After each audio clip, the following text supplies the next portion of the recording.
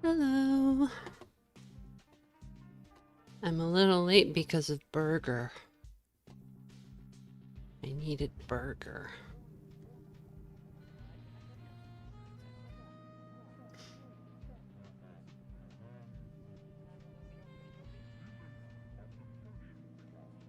Hey, Ponder Dive, Randall, Caster.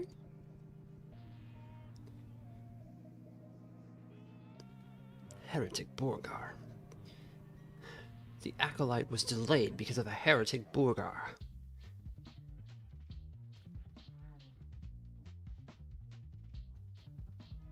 A Heretic Burger is like something you'd run into in like,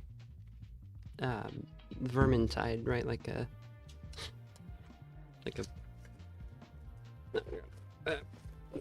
the, like the mayor of a town, a burger.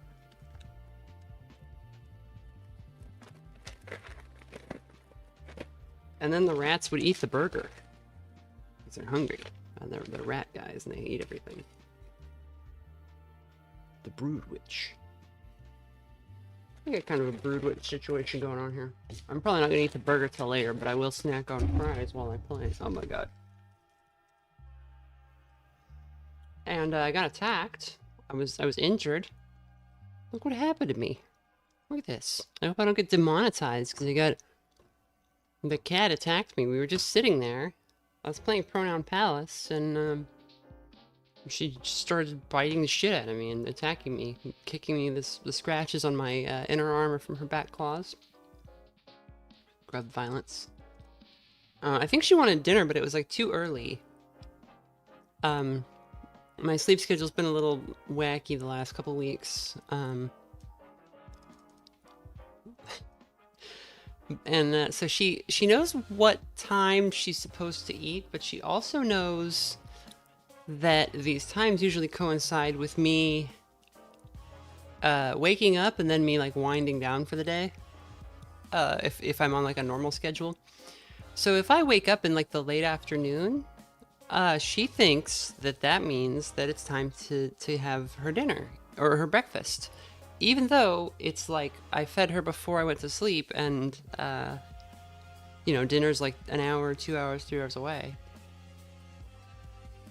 So we were sitting there playing Pronoun Palace, and she was happy for a while, but she kept getting increasingly agitated. I don't know if she was getting like overstimulated just hanging out, or she was actually angry at me. Committing elder abuse. Not that. I'm only a millennial. I'm not even an old millennial.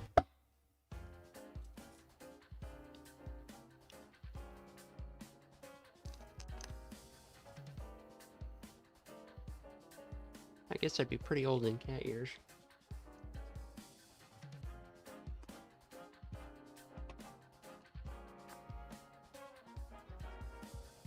So that's what's going on. Let's get the game going. So grub Molder. Yeah, that's true.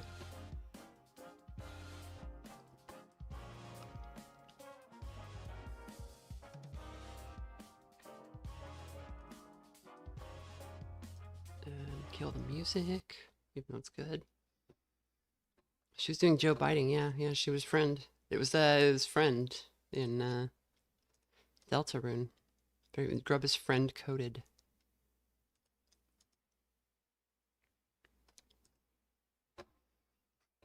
To Grub, I'm an ancient being from before history began. Yeah, I'm like like 3 or 4 cat generations older than Grub is. So it's like if you're like if I was like a human situation, it's like 6 or 7 times older than I am.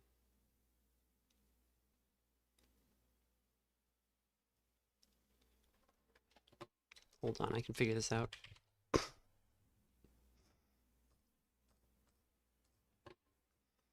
Yeah, I would be like 2.5 centuries old. So yeah, it'd be like if a human was from like before the the United States was founded. Used to hang out with Ben Franklin. All right, let's get the Dark Heresy going.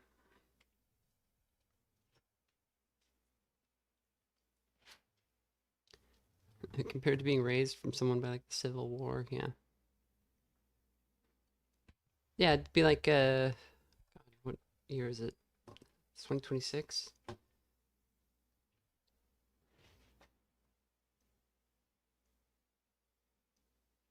It'd be like 1750s, something like that. The ghost of Stonewall Jackson. Let's get this game on the screen for people to see.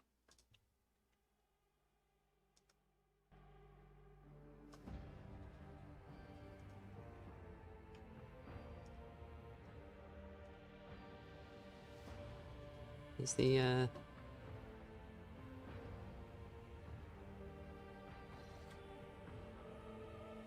come on, Streamlabs, you can do this. There you go. Alright, we are back.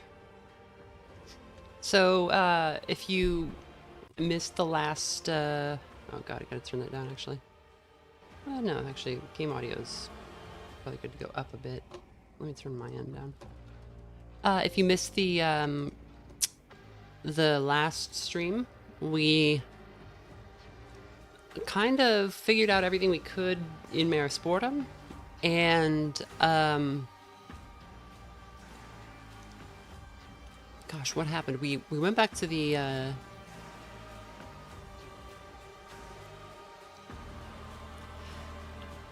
right. We found the chapel, the tomb of Saint Sibelius, who is the old imperial saint that like all of Merisportum kind of venerated, and we discovered that there was the flagellants had become a chaos cult. The flock of the flock of atonement or whatever they were. They had become a chaos cult, and they in the chapel of Saint Sibelius we confronted them, and they started fighting us, and in the middle of the fight, which was very hard, a bunch of demons showed up. They were called like Torment or something like that. They're not ones, I don't know chaos demons super well, other than like demonettes and them. And that went pretty bad, but we managed to kind of clinch it with I think it was just Vermina and Ra'akti alive. And we fell into the tomb, and we found out that Saint Sibelius was a heretic who had found this weird crystal, and the crystal was talking to him, and he became like a tyrant, and his own people kind of backstabbed him. But they realized like his legend was important, so they kind of falsified the events of his life and his legacy, and he became like a hero in death that he wasn't in life. Or he was, but he went bad at some point. And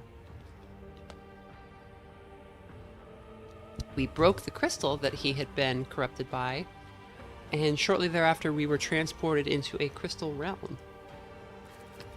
And there we were confronted by psychic visions and things. We kind of saw through them, and made our way to the end, where we confront the crystal spire or something like that, and it's a boss fight, and that's where we are now.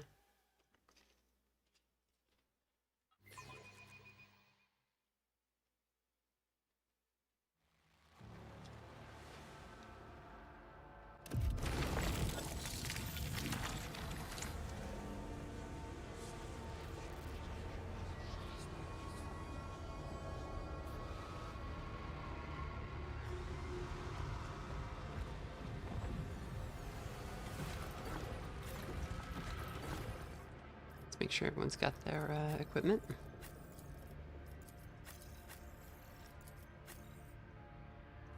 Yeah, I think we're good.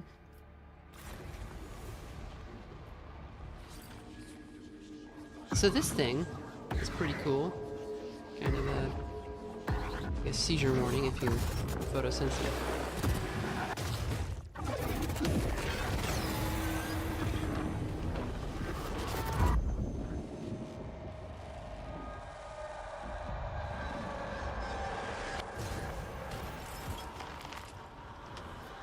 Alright, so what this thing does is it summons corpses out of this huge corpse pile, and they attack us, and it can use like a corpse explosion ability, and I tried to just rush it down and see if that would, if we'd be able to do that, but it has too much health and armor, so we're gonna need to be a little bit more methodical here. And let's see if we can figure this out.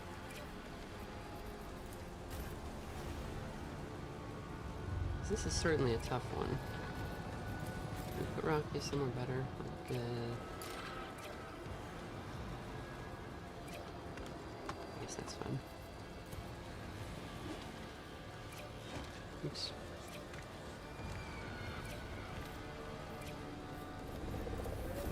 Put Cog down here. Oh man, it's a frozen egg. So, like, what?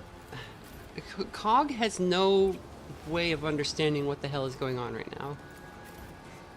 Like, this would be a confusing and distressing situation for anybody, but this poor guy. Alright. Get this going.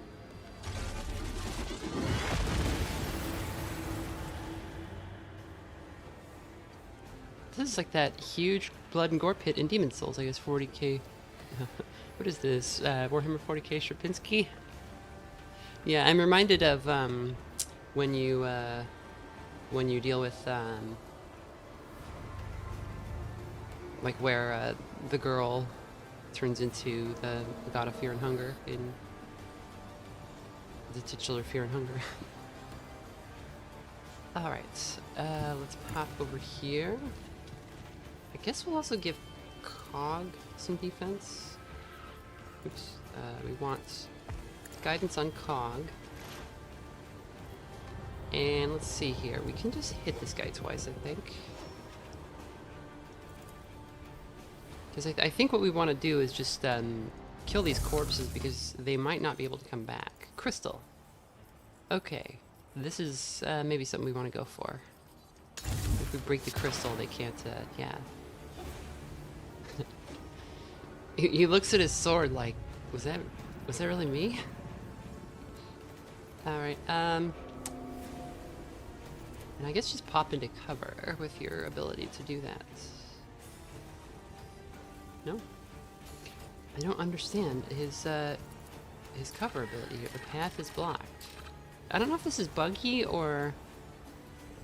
Psyker can move to a chosen location within a 5-cell radius through both enemies and allies without provoking attacks of opportunity. And yet... Like, sometimes it works, but... Does there need to be an enemy there or something? Or... I don't know. He has Marjai's animations. Yeah, he does. He's got the same rig. That's funny. I really liked Marjai. He was, I didn't think I would like a Dark Eldar character. I think they're a little one note, but he winds up being like a solid bro. Like, he's just like a really cool guy. I mean, for a serial killer, you know. As far as serial killers, shaking my head while doing the Marjai romance so that people know I don't agree with him about torturing people. Let's just shoot somebody. Yeah, maybe this guy. Right in the crystal. Can we up our accuracy at all?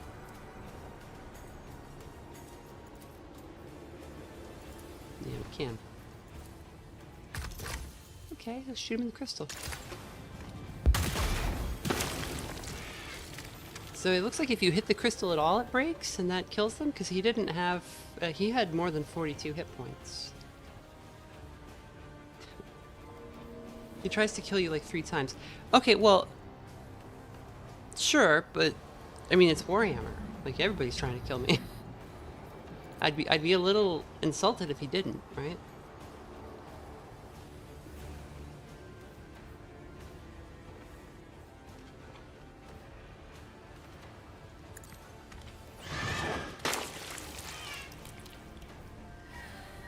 He's not your bro. Because like in the, I didn't want to spoil too much, but like,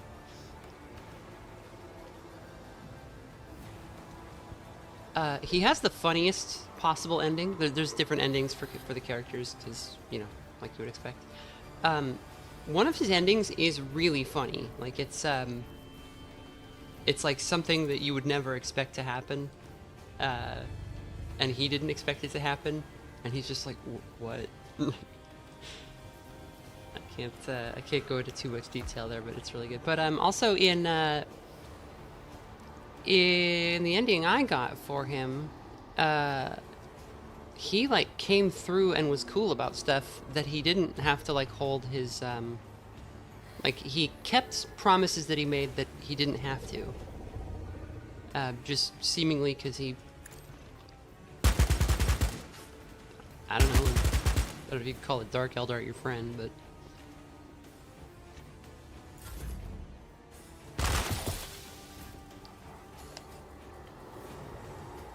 everyone is either spying on you or trying to kill you unless they're Abelard. That's true, yeah.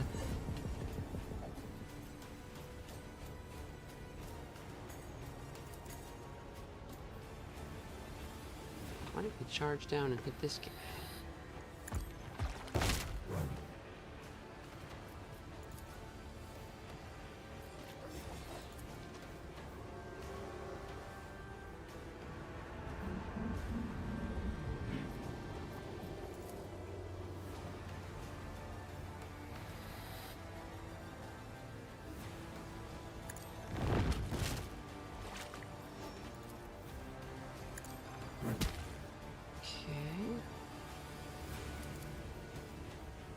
He's not your bro.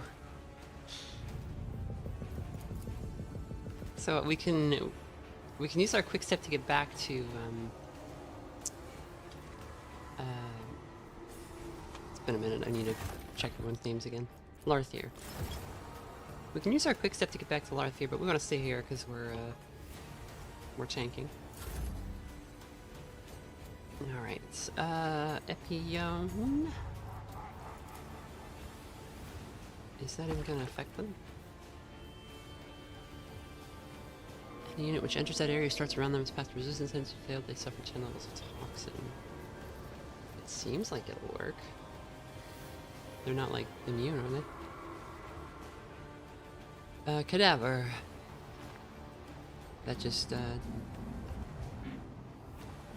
whenever the corpse's wounds drop below 0, it suffers a stage 3 critical effect. It remains in place and counts as cover. Bone board can interact with corpses in various ways and use them while performing actions. Right. Oh, we can use fire here. So we can use the one that gives us more range and we'll hit more guys. Let's do that. Because this thing just lets us, like, spray.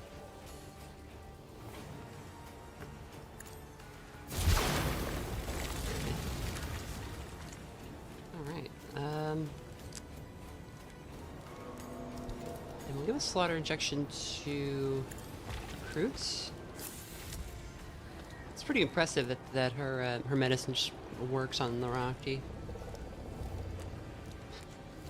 Did y'all learn nothing from Kamara? These people are chairs made of people. Yeah, but like he wasn't like he didn't have a good time in Kamara either.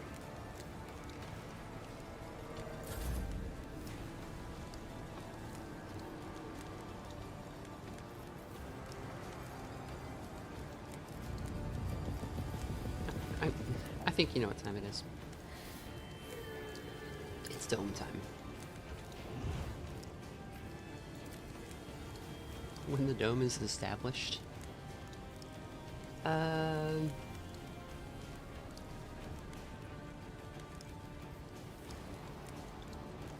just wonder about like breaking these. Like, is that gonna do something? Or is this just like what they become when they're dead, or like what happens? I don't know, but let's stun this guy, I guess. There you go. So he can't act this turn. And... boy. Is there somebody else we can give like a shot to? I guess Rocky.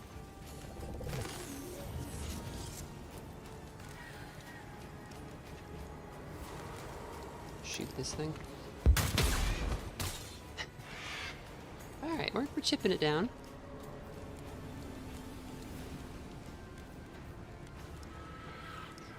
Emperor forbid a person have odd tastes in furniture. The Emperor actually does forbid that. That actually is forbidden by the Emperor. That's like one of the main things about the Emperor. And I don't think we're able to mess with this thing's, I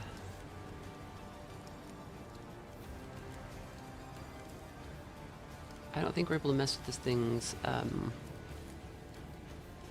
morale, right? It's always 0. Yeah, I think so.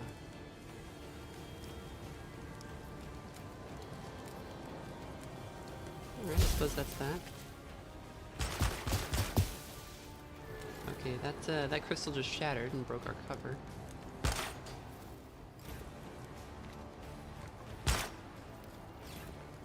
And yet he himself was placed in an odd piece of furniture. Well, he also forbade, like, he didn't want that to happen either. he was not really excited about any of that stuff. I think he would kind of rather that none of that happened. Boy.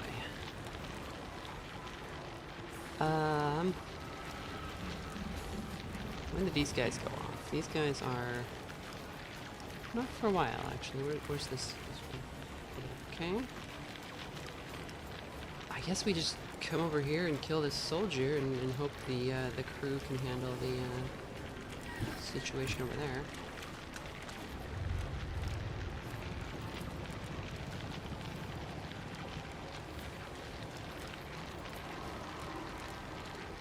I seem to want to target Rocky, so we'll give her guidance. Let's see here, 64, 54. Okay. 19% hit chance on our precise attacks. Let's get that crystal. Alright. That's working. That's working alright.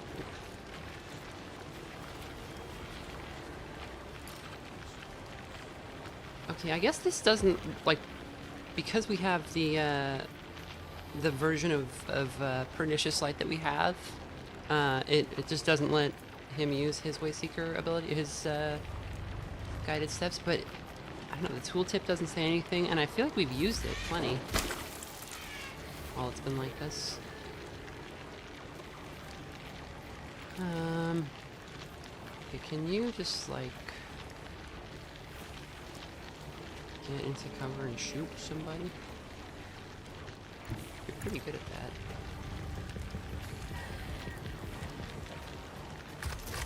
There's no crystal on these guys. Okay.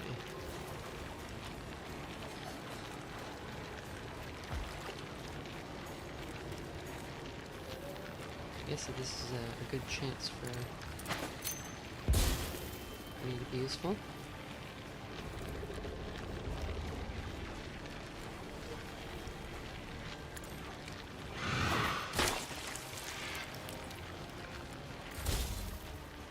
Okay, and then we have...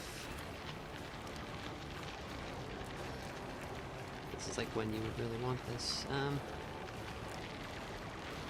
Guess... Go like here, and then you can like dash to cover, I guess.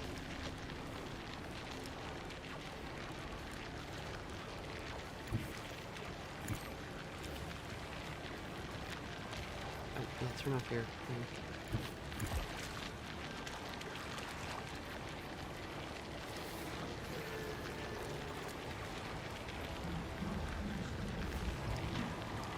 Okay, do we want to do the focus bullet storm, or do we want to do rapid fire? We'll do rapid fire. This increases rate of fire by 100%, so it's basically the same as shooting twice, but it gives more spread, which is what we want in this situation. Oh. Or it does nothing. Thanks, man. It was a great turn. Credit to your world.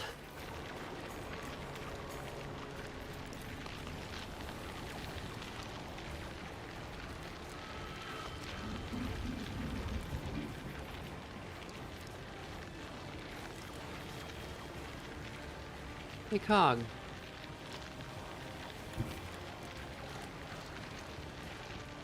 You're pretty good at smashing guys.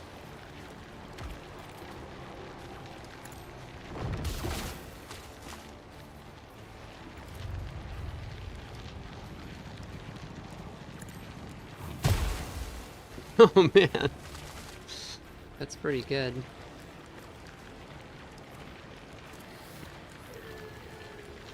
And I guess we will sworn enemy. You? Just put on the crystal. See what happens.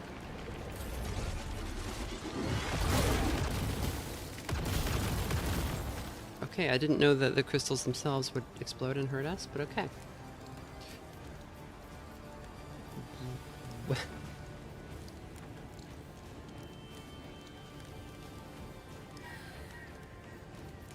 Do you want to just, like, heal yourself, I guess?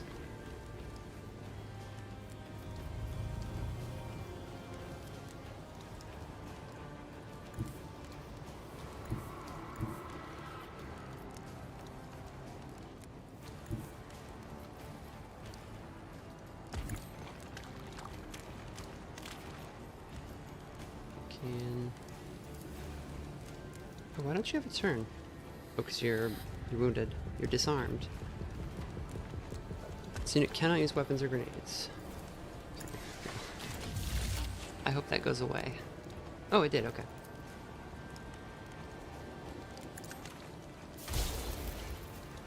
Alright.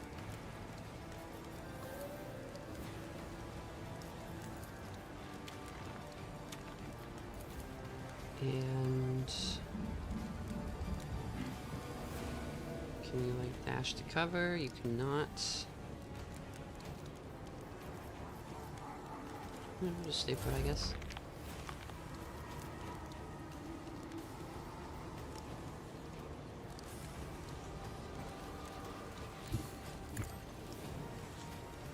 Suppose we move up. Yeah, can we, like, bonk this thing? We can't.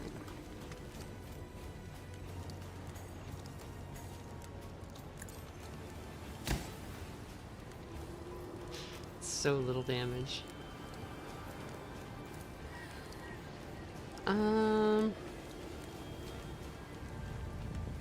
This is gonna sound crazy, but I could give a turn to Rocky and have her shoot him.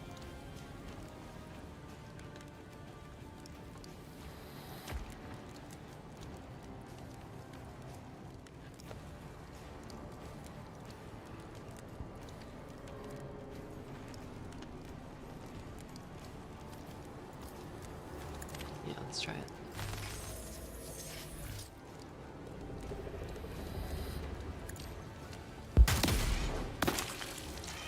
Okay, its armor is down.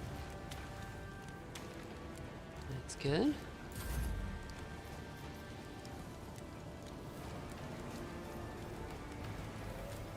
I really should get like a,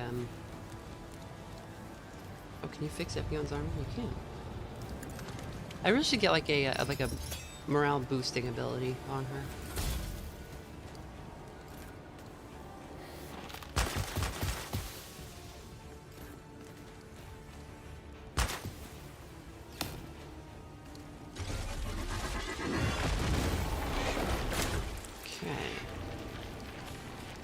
That's... I don't like that.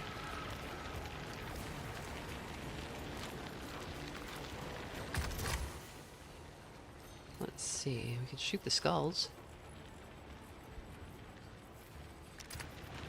Can we...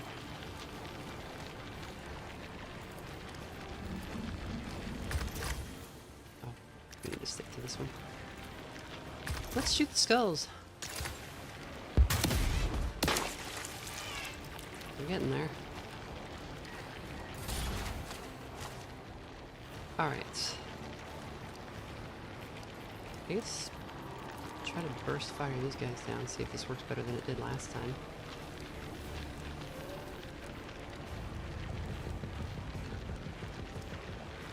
Maybe even move so that in case this does go off, you're not caught in it. hitting every... Are you kidding me, dude? He's also, again, he's not doing his attacks twice. Is there something about the rate of fire here? Oh, I guess it's limited to 8, so, like, he can't go above that. Alright. Fair enough. I gotta switch him to, like, a more... Like, the faster firing weapon, I guess, because he just shoots too fast now.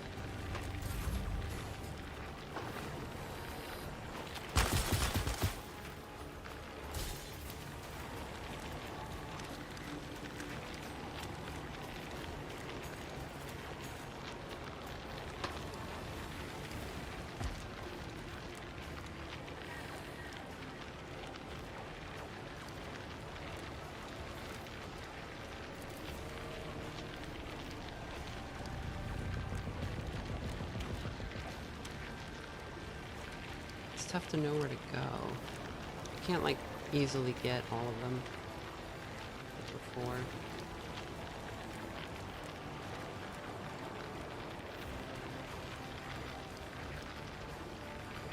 I guess going like here would be good. Let's try it.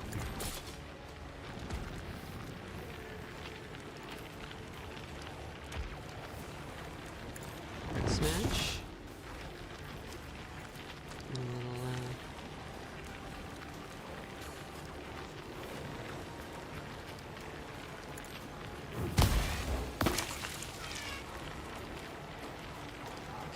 Can you endure? You can't. You can endure. Yeah. Great. And daring strength. Warrior makes a single melee attack that does not expend combat points. The attack cannot miss. Ignores damage reduction, and its damage is doubled. At the end of Warrior's turn, the heroic effect is removed. Yeah. Let's do it. Let's hit this thing.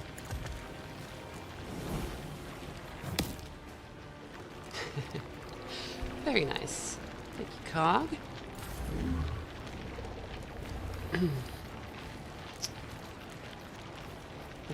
Can you...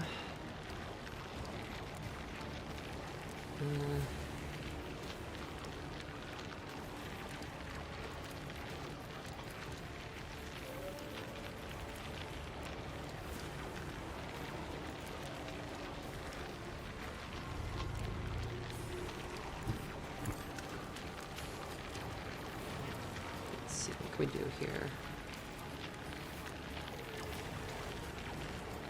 You can get all these guys twice, that might be enough. It's not. Okay. Dash, out of there. And is there anybody you can heal? There is not.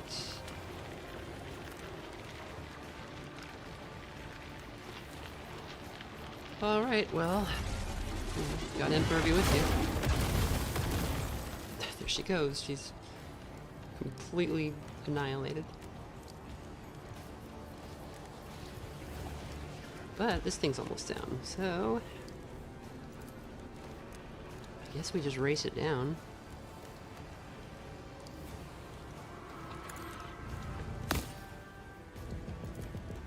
Move the dome up a little bit.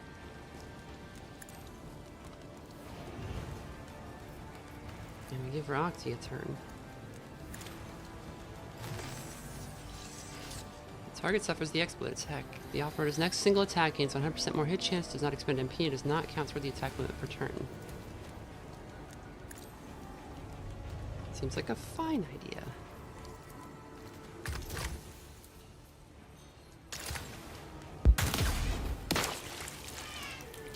Okay. Get some extra crow in there. Yeah, for once it's us being heroic and not the monsters. We're the heroes, you guys. Can we demoralize this guy? Okay. You just gotta live long enough to kill the crystal.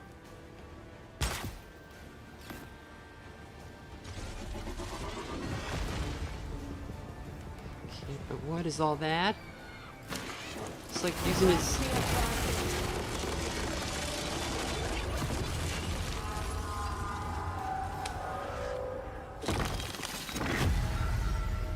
That really seemed like it killed us, but I guess we're fine.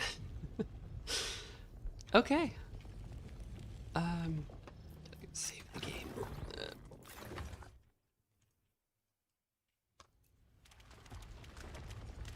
Is there any loot?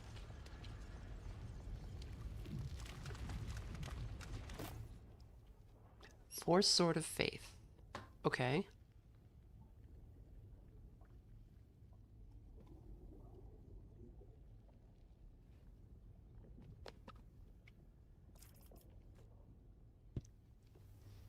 The assail effect used by the wearer has unlimited range. Whenever the wearer uses assail, they gain the telekinetic barrier effect. Okay.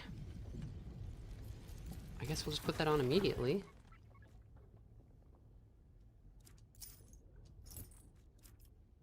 Incorrect armament?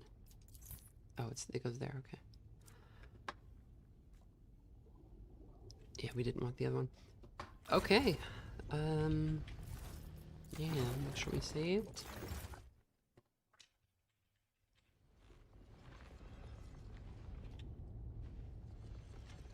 Let's see if we can use this crystal to get out of here. The other crystal was bad. This crystal is good.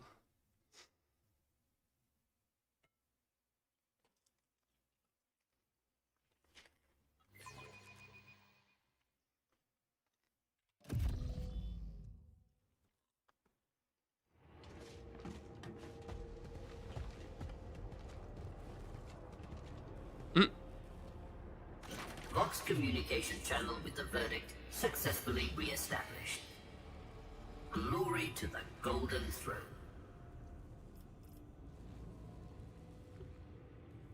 Silverwaswarium, did you record my vision? I mean, whatever it was that just happened? The Silverwaswarium is dead silent. The construct does not even register your request to something to be processed. The Silverwaswarium, what is your status? Operational capacity of the Servo-Ossuarium construct fully restored. Tech litanies encounter no resistance during execution. Internal storage remains unsullied. All spec systems function normally. It seems like it was a little bit more intelligent where we just were. Because it was like acting a little bit more independently and like talking a little bit more. Maybe the machine spirits were active, or the leftover psychic remnant of whoever's skulls these were. How's everyone doing? I would describe my condition as physiologically acceptable, yet profoundly unsatisfactory from a psychological perspective. I anticipate requiring another course of sedatives upon my arrival at the Bastion Serpentis. Sedatives for all!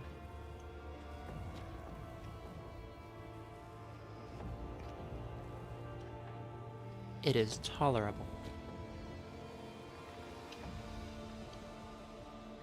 And I feel like a greenhorn after a speed march across a toxic swamp. How did we end up at the excavation site? That place tried to scare me. It succeeded, but we made it out.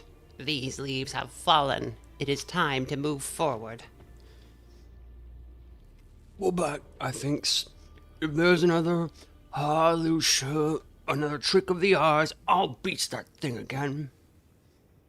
Where were we just now? A response to the request cannot be delivered in a form comprehensible to the Acolyte.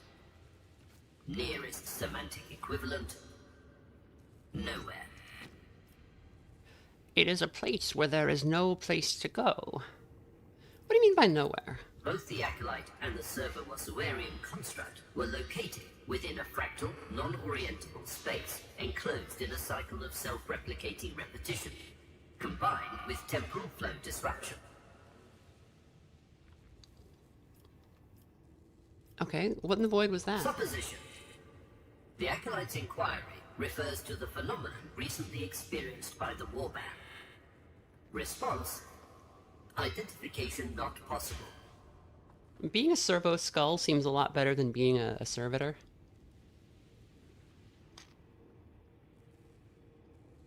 I think you're more definitively not alive anymore if you're a servo skull. Although, you know, knowing the Imperium, there could be like brains or partial brains still in there.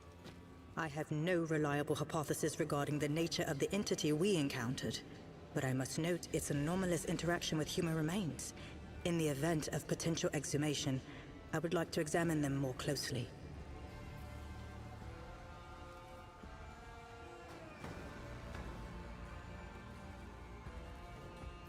Alright, time to move.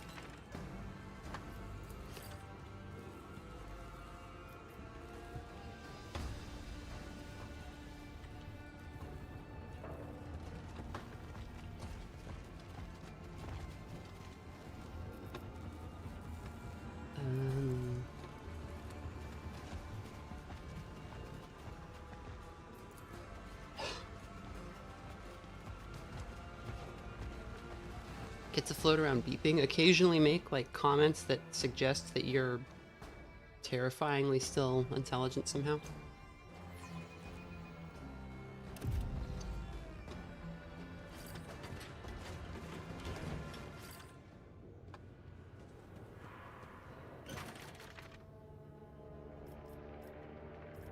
Commander, is that you? Praise the throne and all the saints, I was right. The others already wrote you off, but I told them. Now each of them owe me a few hundred cents each. The pilot looks disheveled with dark circles under his piercing eyes. How long was I gone? Sorry. Long enough that they've ordered me back to the Bastion 3 times already, Commander. The first time I ignored them, the second time I told them I'd received different orders, and on the third summons I might have said some things, so I'll probably be condemned as soon as I arrive. But you're back now, so it was all worth it in the end. How'd you find me?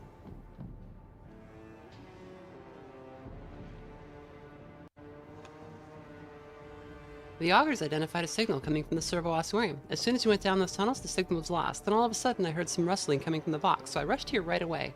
Luckily, I was already flying low in the area. What's the situation like in Marisportum? They've detected a new wave approaching. A big one, nasty. The locals have been warned.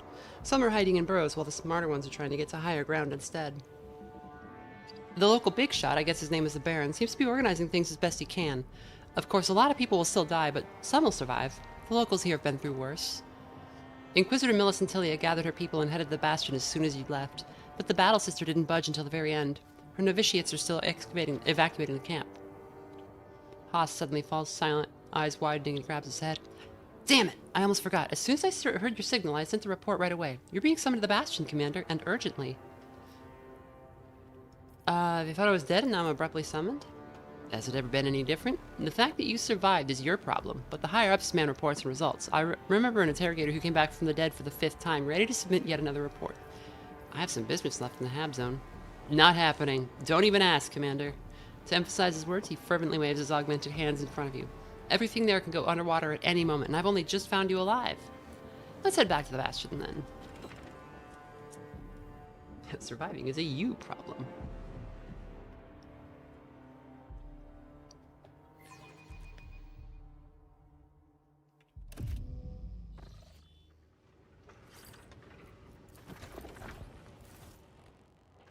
I suppose we should get our reports together as much as we can.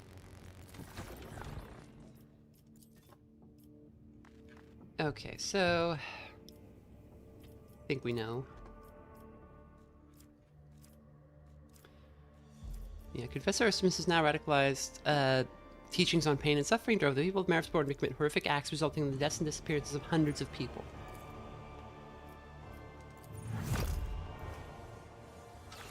Alright. Got a bunch of experience for that. The Acolyte has completed the investigation into the mass disappearance of people in the Marisportum Sectoris. Send a report to Inquisitor Millicentilia.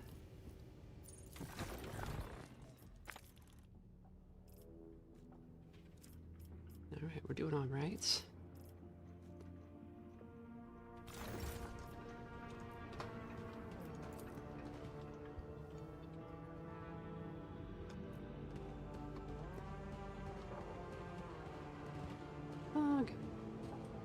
Commander, when do we go for it again? Your ship is too tight. Let the warriors feast, Huntress. Give me time to acquaint myself and ready my lair.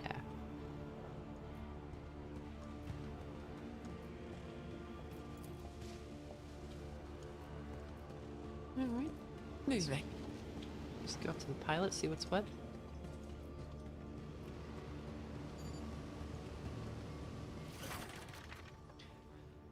Miss Haas, Commander, I live to serve. Okay, so he's just got his old dialogue. We don't need that. To navigation, I guess? Terminal Narcissus Omega.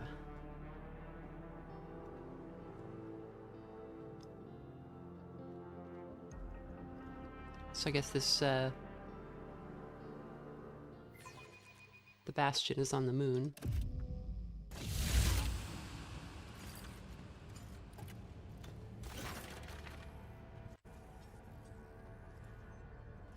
Praise to the God, Emperor, and all his holy martyrs that you live. The Lord Inquisitor charged me with conveying his will. He desires to see you in his study immediately. Then I will go at once. The God Emperor protects.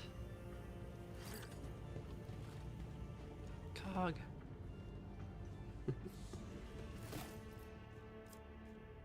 Surgeon's boots. Whenever wearer targets an ally with an ability within their influence.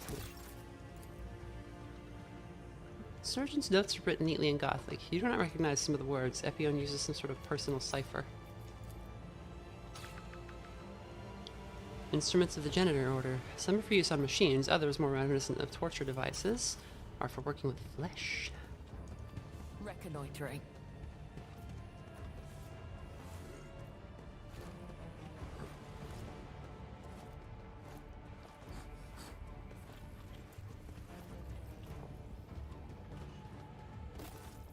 A chilling emptiness grips your soul. You barely resist the urge to flee. Tin cans were crushed in Ogren's monster's hands. Cog squeezed every last drop out of them.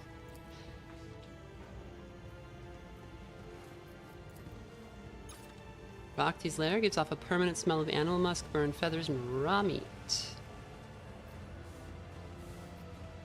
The grumpy quartermaster. Quartermaster Numis, warranted by the Inquisition, has arrived at the Acolyte's base of operations, and now that formalities are out of the way...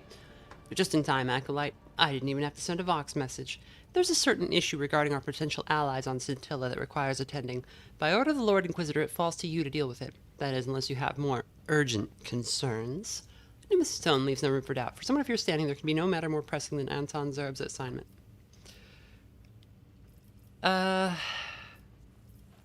What's the issue with our allies? Glad to see you're taking an interest. Now, the Inquisition has in its possession a fully functioning yet unneeded Lehman Russ battle tank, to which multiple factions across the Calixis sector have now laid claim. Some of these factions could greatly benefit for the future endeavors of the Tyrantine Cabal, provided we show a small measure of forbearance and understanding by handing over the relic. Which factions are you referring to? This may be the least important question of all, but where did that spare tank come from? A reclamation from a distant part of Scintilla. I assume it comes from one of the ancient sites of skirmishes between the defenders of the Imperium and the enemies of humanity. Although the passage of time and harsh conditions have done little to harm the tank's internal workings, all identifying marks on its exterior have been erased, leaving its original ownership unclear.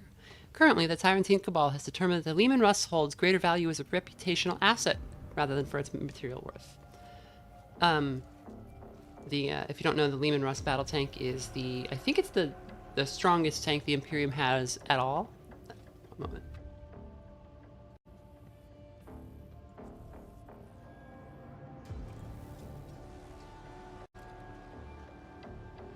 It is a very large and scary tank that guardsmen and I think Space Marines can field.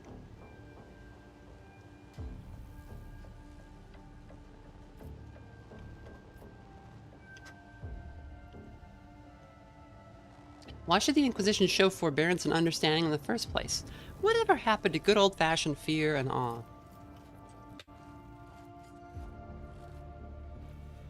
Got a cough. Nothing happened. Fear and awe, they all know well already. You could say they are our most familiar and convenient tools. In this instance, however, as representative of the Tyrantine Cabal, you have the option of taking a subtler approach by cultivating in them not just servility, but something even more rare. Gratitude. Why is it on me? Because after the death of Inquisitor de Terral, Anton Zerba made you his personal acolyte, an astounding honor for someone like you. He wants to see how you make judgments on political matters and what kind of decisions you tend to favor. A sensible precaution, albeit a somewhat belated one. Which factions? The Scintillan mission is the official representative of the Adeptus Ministorum in the Calixis sector. You might consider them the living embodiment of the ecclesiarchy in this part of the galaxy. The Scintillan Fusiliers are the regiments of the Astra Militarum, recruited from this planet, and thus carrying significant political influence. The Lay of the World's fleet arrived in the system long ago and actively protects the interests of the Adeptus Mechanicus and, of course, the Lucidians. They make up the nobility of Scintilla, with the planet's governor, Lord Calixus Marius Hax, as their leader. Naturally, there are others, but these four are of primary interest to the Tyrantine Cabal. They possess resources and power that, with the proper stimulus, could be directed toward goals favorable to the Inquisition.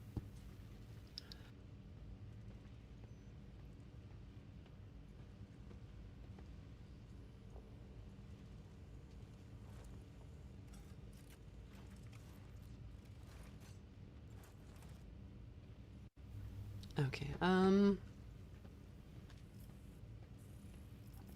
need some time to think it over. Let's look at our factions. We need to give to the mission. Or actually, I think we can't give to the mission, right? Because that's us. I don't know. We'll see.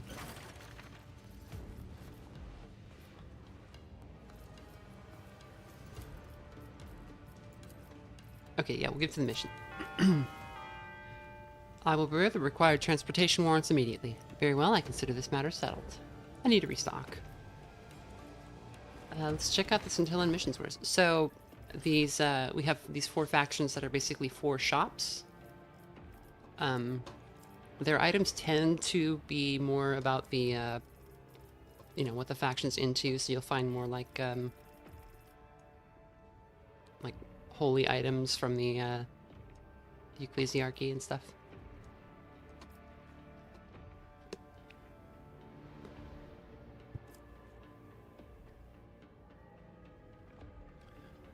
Alright, what is the rate of fire on this guy?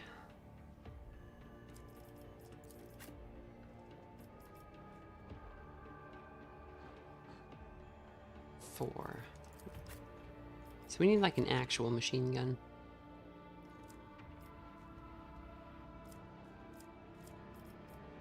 None of these really seem super important. We'll get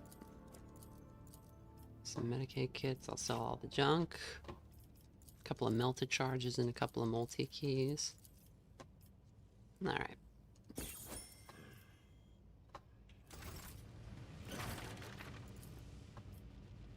The Lucidian wares.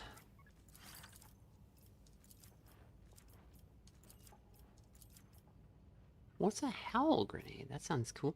On impact, the grenade emits a piercing shriek. The affected targets have their morale reduced by 3 and must pass a metal test with 11 penalty. Those who fail suffer a negative 15% hit chance for 2 rounds.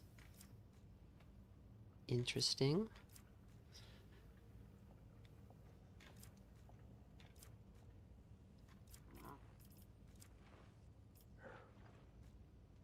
Can I sell you an arm?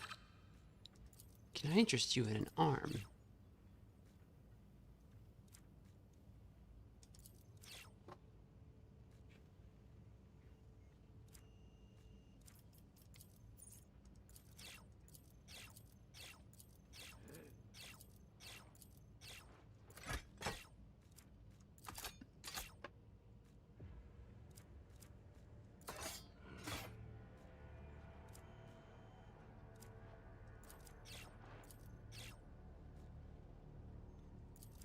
I'm getting Witcher 3 flashbacks where there's just like too many items. I can't I can't we're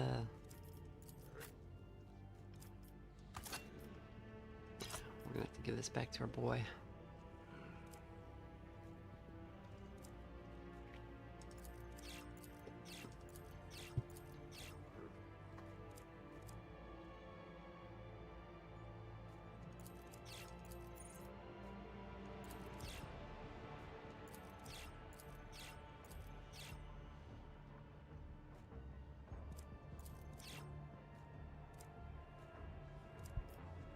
Okay. Then maybe the Fusiliers have a better gun.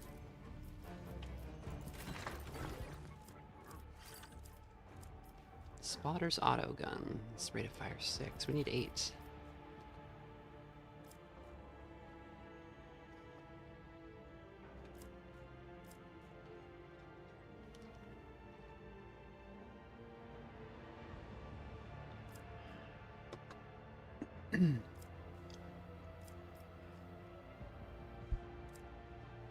Really? Don't nobody got a machine gun?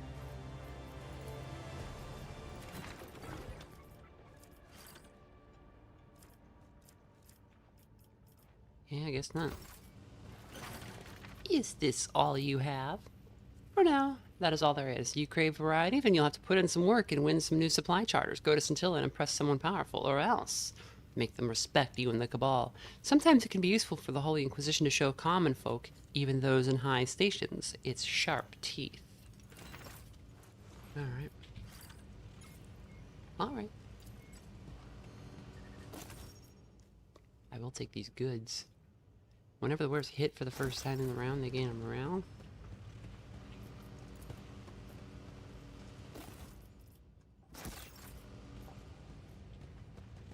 Never still for long. It's stealing all the goods from the Inquisitor. Xeno spawn. Does this acolyte even have authorization to keep such vermin? Damn, I'm in the Inquisitor's bedroom. I'm stealing the Inquisitor's grenades. Small shrine where one may pray to the God Emperor in solitude or ponder weighty matters.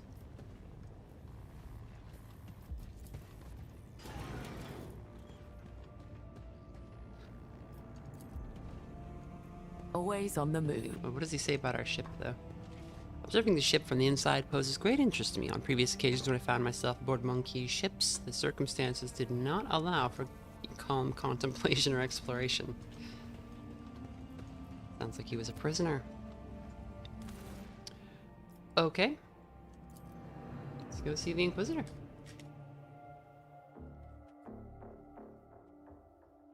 He didn't die.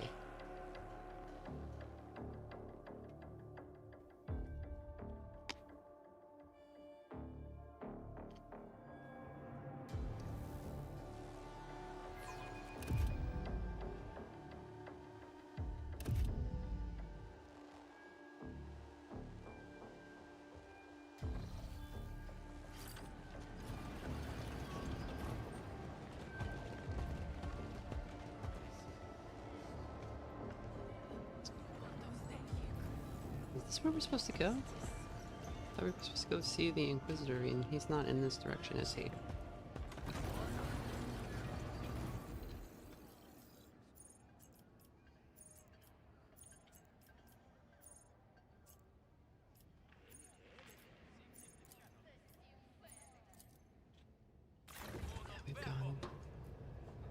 we've gone the wrong way.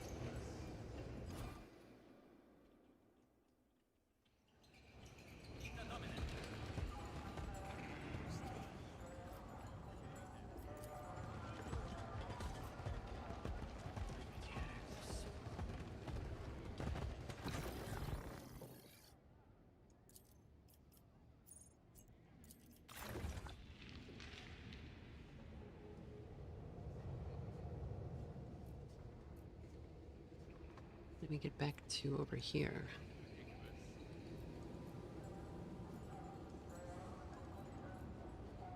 When the map is big? Okay.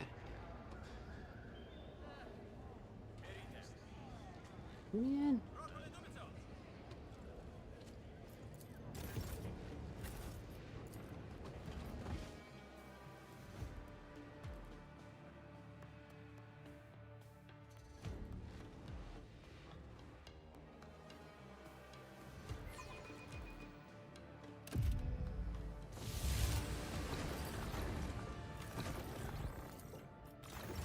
No, okay, we do go in here.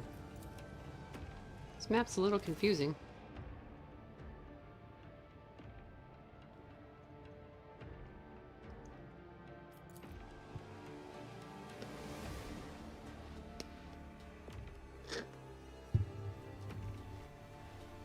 Gotta jamrock shuffle our way over there.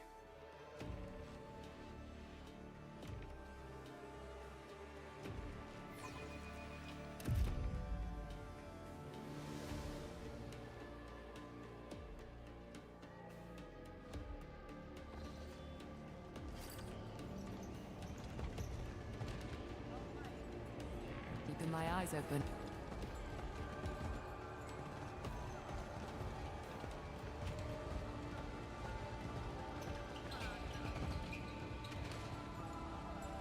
Acolyte, come forward. Stand before the servo skull and don't move. The nozzle is now calibrating. Please don't look away from the nozzle. Please remain still while the nozzle is calibrated.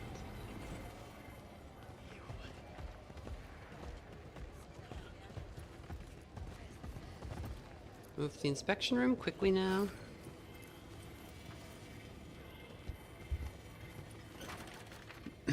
What is this, a Xenos? The guard hesitantly reaches for his weapon, but thinks better of it under your gaze.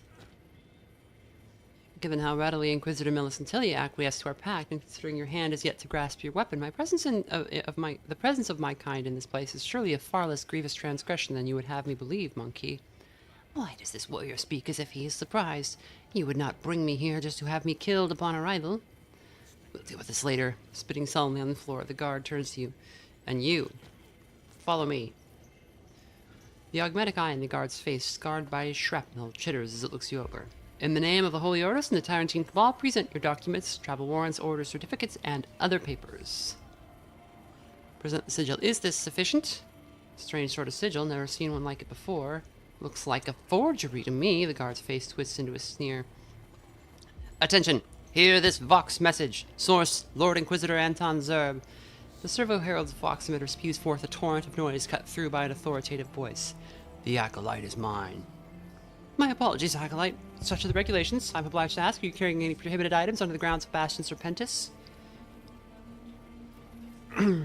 I am an Acolyte in Inquisitor's service, and I have the right to carry what I please. Of course, should you be carrying such items, please see the Quartermaster to have them registered. I dare detain you no longer, Acolyte. The guard salutes you, keen to get out of your way.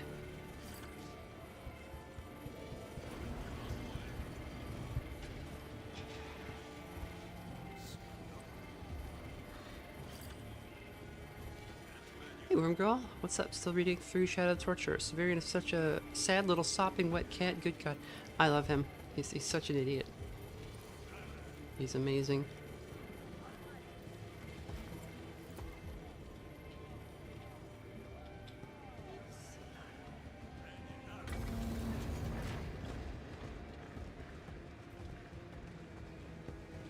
And the Arcoflagellant, he's still here. They're still just not letting him in. Sad. Yo, Sister Septima! Acolyte, you live. Sister Septima's voice echoes dully beneath the vault of the hall. I had presumed you dead. I ordered my people to find your body so that we might ascertain what happened, but to no avail. Then word came of a new wave headed for the Merisportum Sectoris, and we broke camp. Where have you been? I managed to infiltrate the shrine of Sibelius beneath Merisportum via a concealed entrance in the marshes. You found it. The sister makes the sign of the Aquila and utters a few words in High Gothic.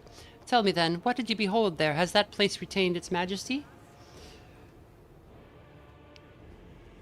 The temple was defiled by the flock of repentance. No trace of its former grandeur remains. Their transgressions will be repaid 1,000-fold. Septima bows her head, folds her hands across her chest, and murmurs a brief litany. When she looks upon you once more, her gaze is resolute. This will occupy my mind for some time yet. Still, tell me, where have you been for so long, Acolyte?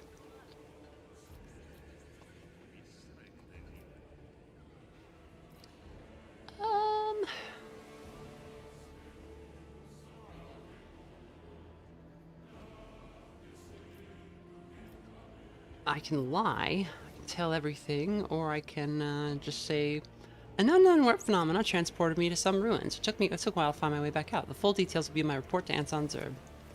I understand your haste. I trust you will write your report fully and without omission. I have learned all I wish to know. I bid you, go now to the Lord Inquisitor, Acolyte. It is unwise to keep him waiting. Confessor Ursimus, of whom you spoke so highly, proved to be the ringleader of heretics. He attacked me in the shrine of Sibelius. I believe he has already undergone punishment commensurate with his crimes. It is lamentable that even such zealous servants of the God Emperor can succumb to heresy, but all the more reason for those of us who remain faithful to become even more resolute. I'd like to know what became of Merisportum during my absence. I heard that the contemptible Baron, upon learning of the impending flood, set about building new dwellings upon the cliffs. A futile yet ambitious attempt at salvation. I know nothing more. Alone I will live, Whitehair. He is a strong chieftain. You're right, I must go to the Lord Inquisitor. Have they brought any fruit or vegetables onto the planet?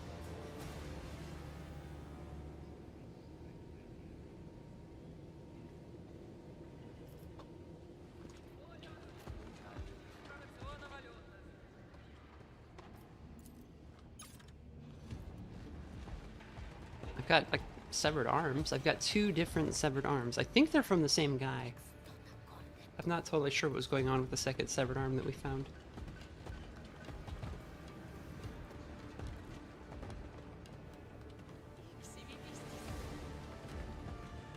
I like that we kept finding different arms and hands to put fingers in that stupid hole.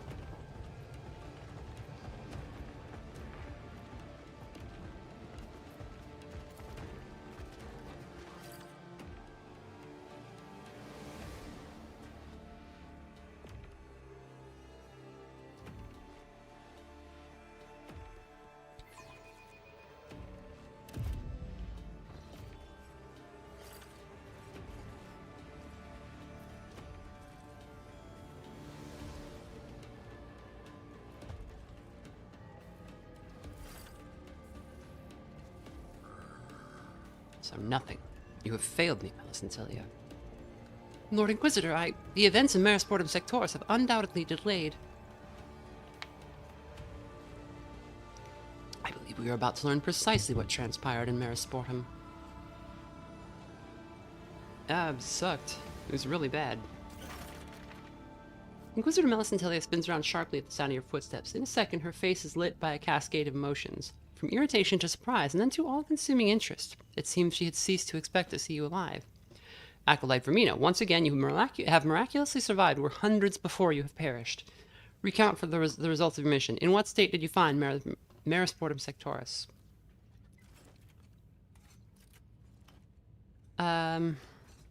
Even there, people live their lives. They struggle for survival, labor for the Imperium, and praise the God Emperor as best they can. Daily service alone is insufficient to save the Imperium. Only by giving everything without reserve, by squeezing each and every subject of the Imperium dry, we will not merely endure the galaxy's horrors, but gain a chance to triumph. Did you ascertain the cause of the disappearances in the Hab Zone? Yes, Lord Inquisitor. I believe it is time to review your records and pick images from the investigation. Zerb makes an almost imperceptible gesture, and the servo-ossuarium glides obediently towards him. The preacher extolled the God Emperor with such fervor that he transgressed the bounds of proper devotion. He was too... Is it possible to be too devout? Under different circumstances, he might have become a faithful servant to us, but alas, his mania led him to eternal damnation. We have no shortage of obstinate and thick-headed servants. Sister Septima was seeking the relics of St. Sibelius in the Merisportum Sectoris. What became of them? Sibelius was interred with his battle standard. It proved to be tainted by the powers of the warp, so I destroyed it. You did what? The acolyte demonstrated commendable, if short-sighted, caution. We have no cause to blame her. Despite the meaning of the Lord Inquisitor's words, his support does nothing to ease your disquiet. There is one final matter that demands our attention. We expect you to answer with utmost candor, acolyte. You were missing for 15 planetary turns. Where were you? I may as well be forthcoming. Upon touching the standard of St. Sibelius in his tomb, I found myself transported to a cavern apparently once belonging to some manner of Xenos. When you reached the part about the reflection that spoke to you, Melissentelia casts a troubled glance toward the Lord Inquisitor. The warp spawn that troubled your mind will not cease its attempts to reconnect with you. Be prepared for this, and report to me immediately should it occur. Okay, so that crystal tower that we killed was not the thing that was keeping us there, I guess. That was not like the... Because we saw a reflection, and it was like talking to us, and we kind of saw through its like illusions, but apparently the... Maybe this is more connected to, that was more connected to the warp phenomena that happened in the prologue that we didn't see. A Xenos nest beneath Hive Sibelius. These are grave tidings. Agents of the Tyrantine Cabal will be dispatched to investigate and then erase that accursed place from existence. I wonder if your remarkable talent for survival is connected to your exposure to the Tyrant Star. Answers to these questions will have to be sought another time. For now, we must consider our next move. And you, Vermina. The Inquisitor seems to pause for a moment, likely receiving messages over his comm bead. The Raculum Noxus has been transferred to the chapel and prepared for the ceremony of purification. Your task is to safeguard the performance of the sacred rite. Go now, Acolyte. Alright. Purify your thoughts, and do not dare look the Lord Inquisitor in the eye. No sense in delay. Is somebody just running a siren outside my window permanently? Is that what's going on up there? I reappeared 15 days in the future, yeah.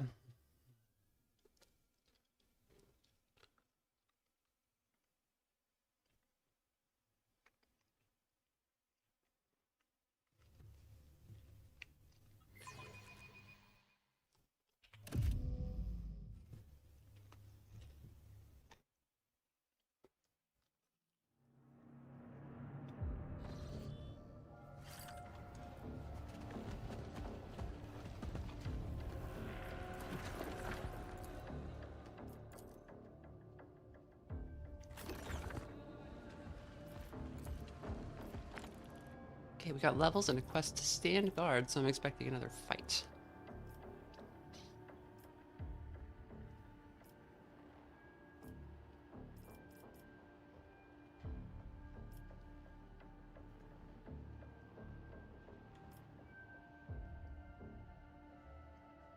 Whenever an enemy's morale is broken, the character gains +1 morale, maximum of 5 in a round.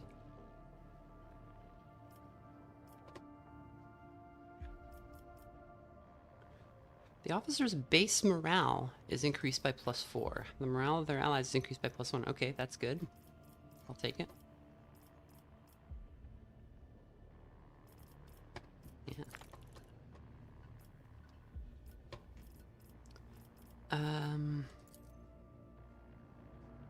Diplomacy, I guess?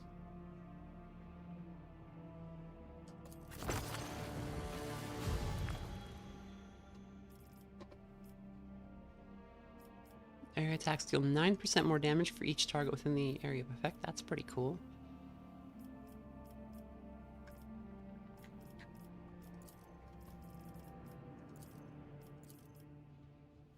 Yeah, we'll take it. Okay, and...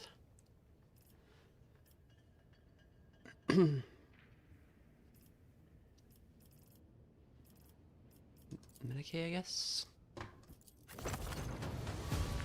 For Hamar.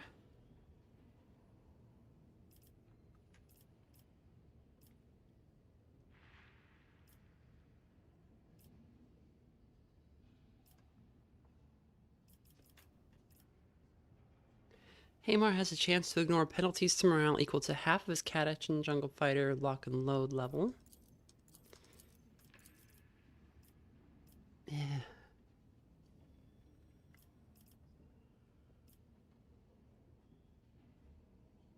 For each enemy hit by the soldier's ranged area attack, the damage dealt by the soldier's next area attack is increased by 5%. Okay. And we'll give him...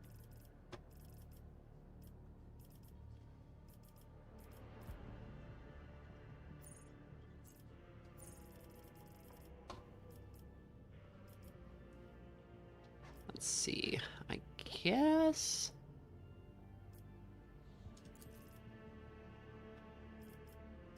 resistance.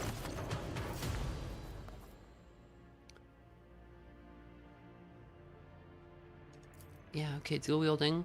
It's pretty common that he'll take 2 melee attacks in a turn. And... my reflex sounds like a good idea.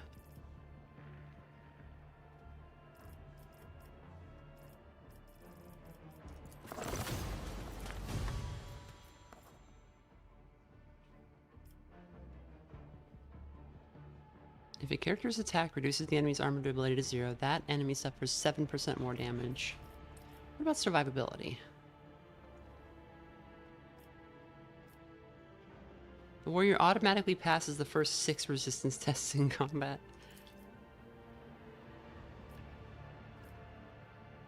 +4 defense, just... whatever. Maximum armor durability increased by 31%, okay. Yeah. And we'll give our boy... I guess tenacity? And Rocky can take...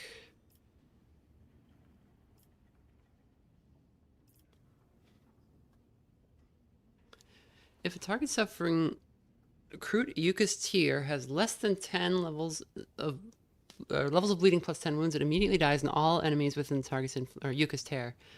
I don't know about that one. Oops. If any target attacks Rocky within an 8-cell radius, it suffers accrued Yuka's tear.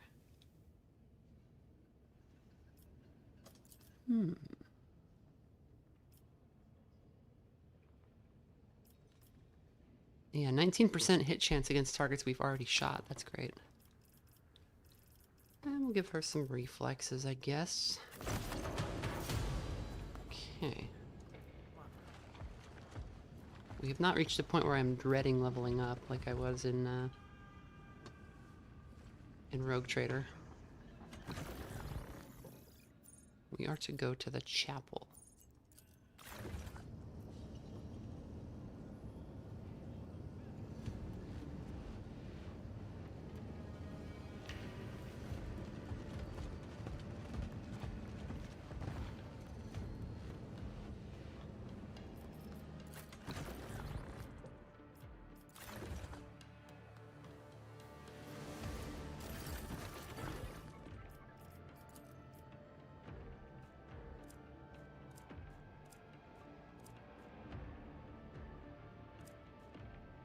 I guess you're just back to this kind of cruddy auto rifle because there's nothing better for you.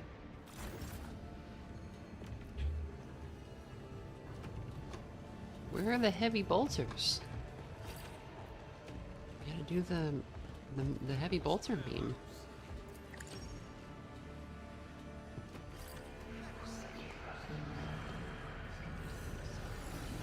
Is it good if it does this?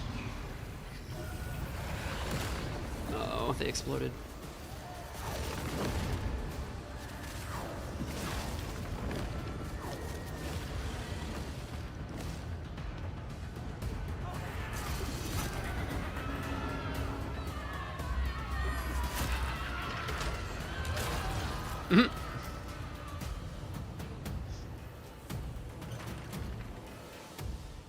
An icy gust of wind, born of a psychic shockwave, scalds your face and snatches away your breath. The ringing in your ears swells to the maddening crackle of interference, and you realize someone is trying to reach you on the comm. Acolyte, I have been briefed on the situation in the Temple Hall. Listen and obey precisely. Your skills will be insufficient to subdue the Oraculum Noxus. I have therefore dispatched a particular acolyte to reinforce you.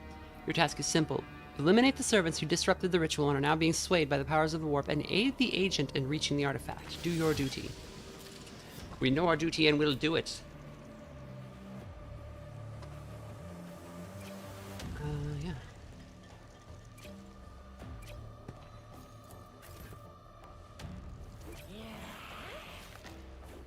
Okay, these guys are yellow, they're our pals. Special combat unit assigned by the Lord Inquisitor is capable of sealing the warp tear. Okay. So we don't even really care about cover this battle because these are melee enemies.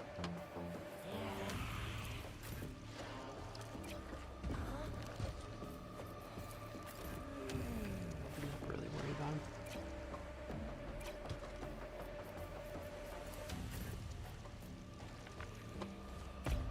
Guess hang out over here.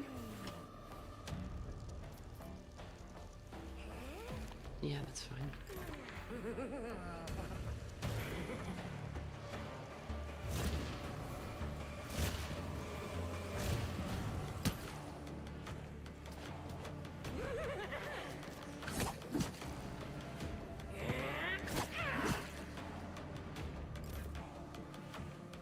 He was really full of blood, yeah. There's like way more blood in a person than you would think there would be, but there's way less than that. So it's always a bit silly when you see stuff like that in a game. Alright, I I suppose we can slap guidance on, like, this guy?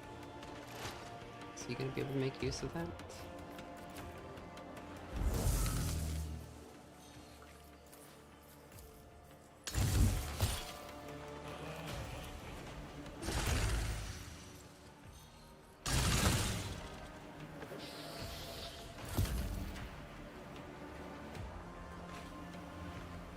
Right, if you could just set that on fire, I guess, that would, we'd all appreciate that.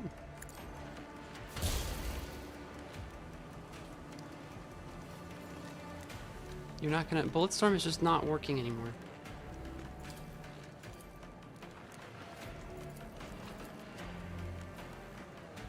Perform twice, but deal 25% less damage. Oh, the rate of fire is 1, but it was working the other day, so it was a bug when it was working, I guess. Okay, so I guess we do need to switch her back to a real flamer. Not a huge deal, but a little annoying.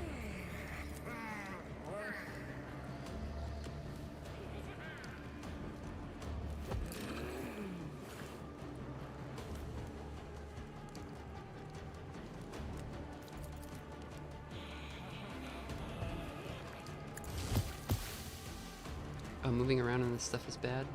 Okay. Didn't realize.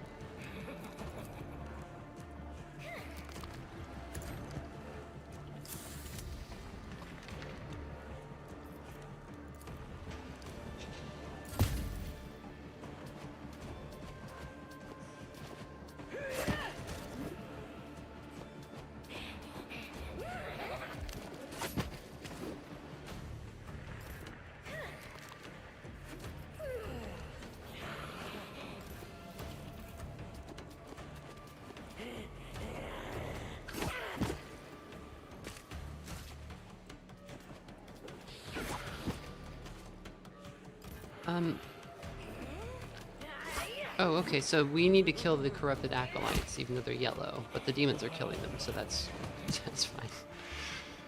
Okay. Maybe you want to just kill this corrupted acolyte.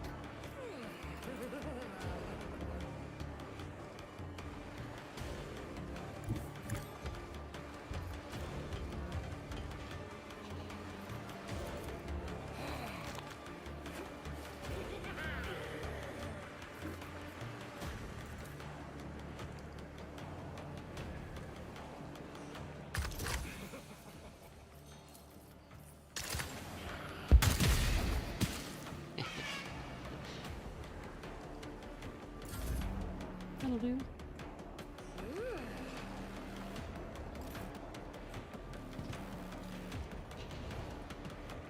Now who's calling reinforcements, huh?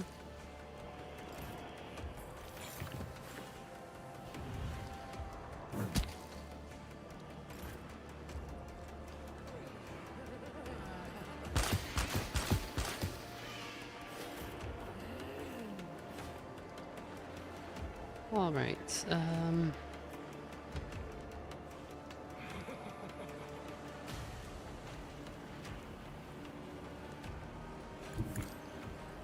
Where can you go that will do us any good?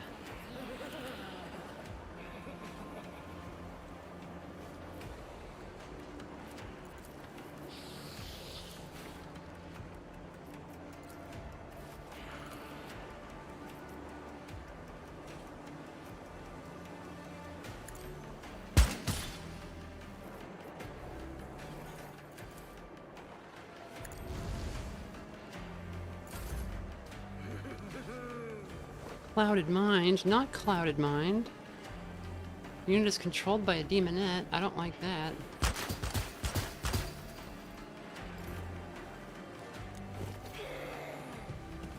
It's running so slowly. But what is causing him to run that slowly? Alright,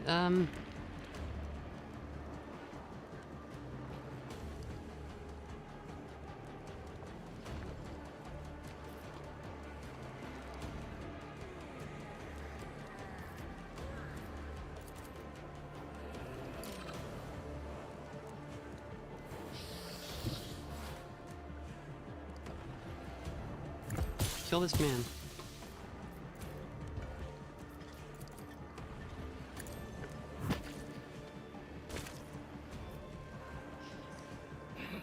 Was that not one of the corrupted ones? I don't really care, because they're disposable, but,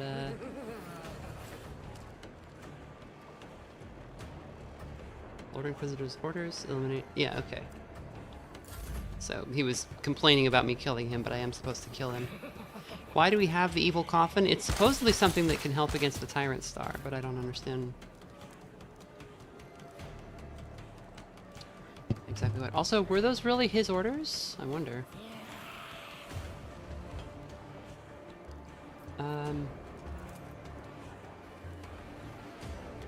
Would bonking her with a spell, like, free him? Is that possible to do? Guard your body and your mind. Okay, they are both assailed. Interesting.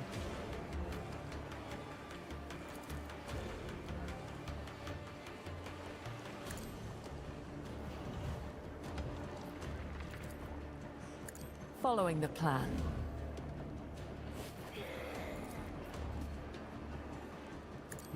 You want to shoot somebody?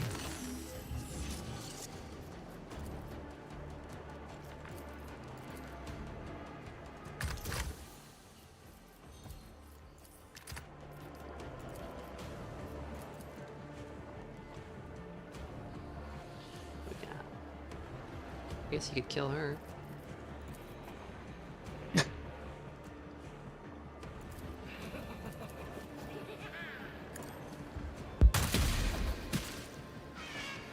She's dead.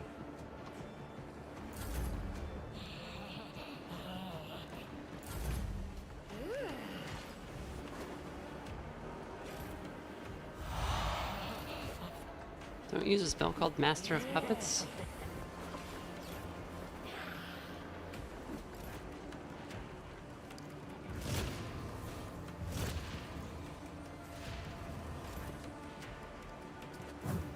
When is it gonna be my turn?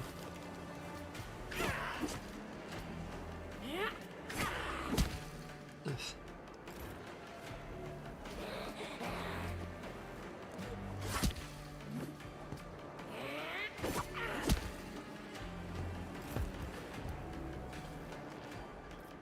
Okay,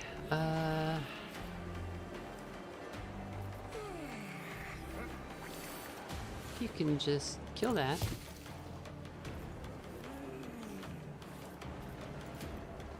And then slap guidance on somebody. Maybe heal yourself. And give yourself some defense. There we go.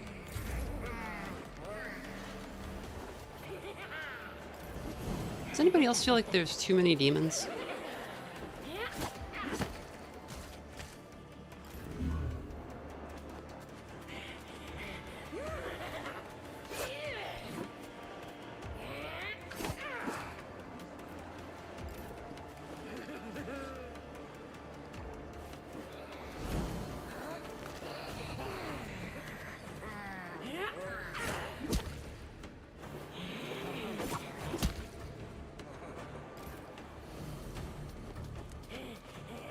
I'm wondering if that comm message was a lie, and we actually can close these ourselves. I guess we'll find out in a minute here.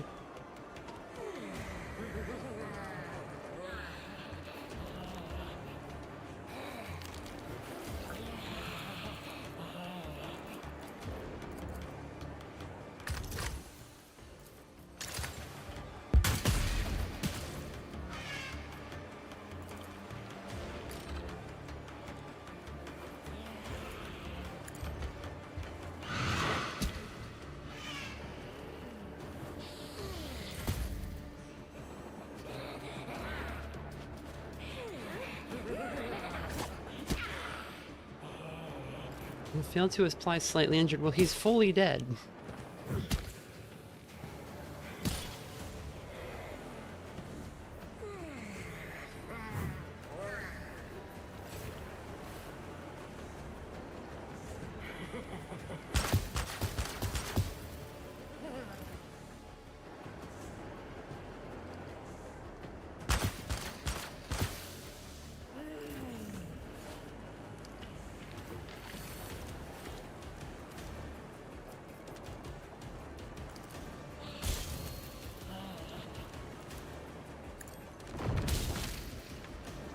And just...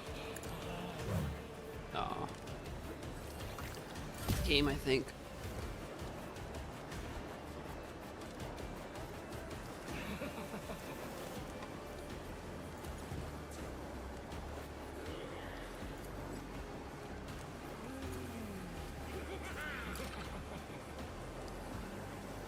Even a skilled psychic would not be able to do this warp tear. Okay.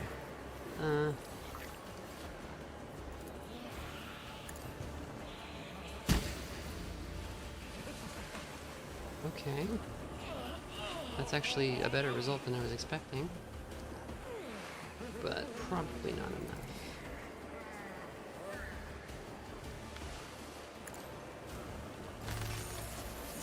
There's no way you can do it, is there?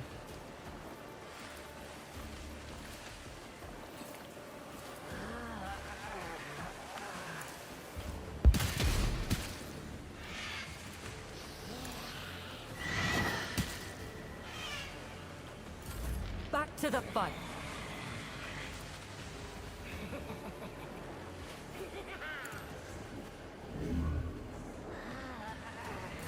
Don't wait.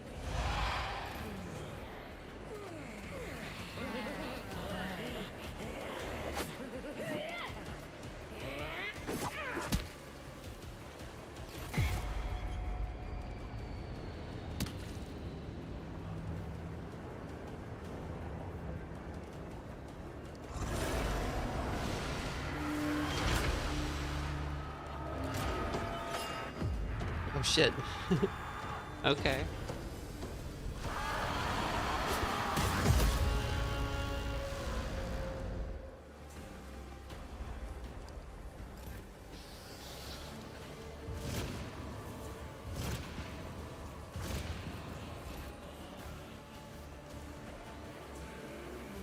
Discordance.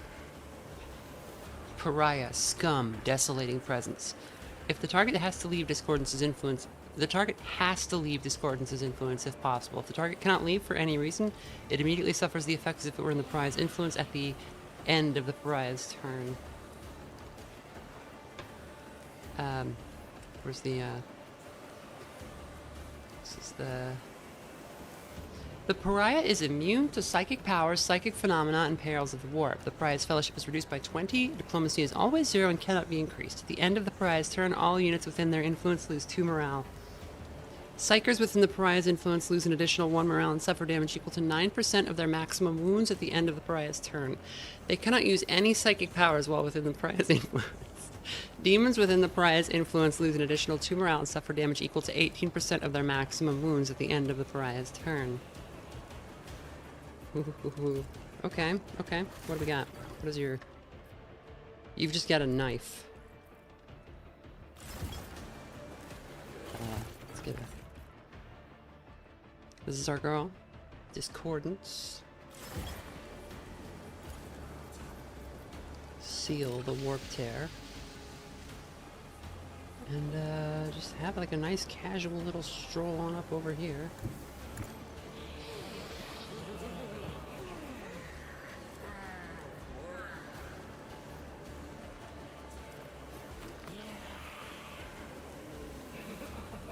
She's the only one alive in here.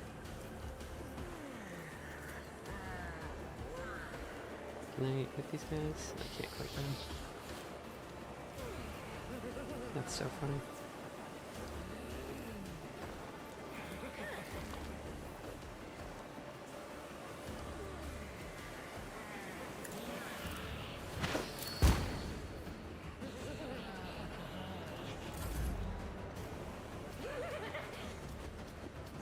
Why did she come in an aura farm? So, she's a pariah, so some humans are psychic voids. They are like a black hole. Oh my god. They're like a black hole of psychic power because they, so the Imperium says, do not have souls.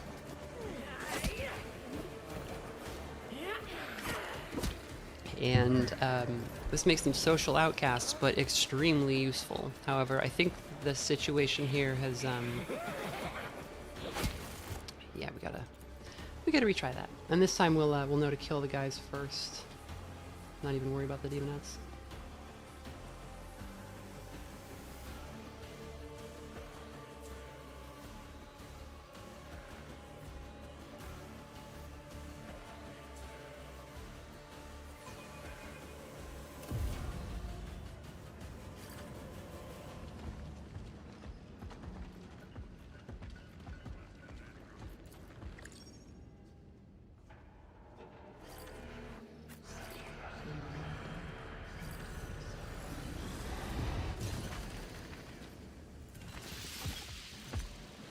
Okay. We'll just start the battle.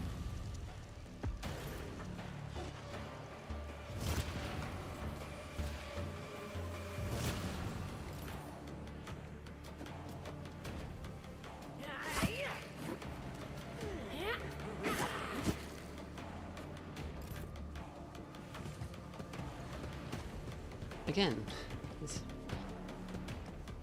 he's like caught in a time warp. I don't know what's going on.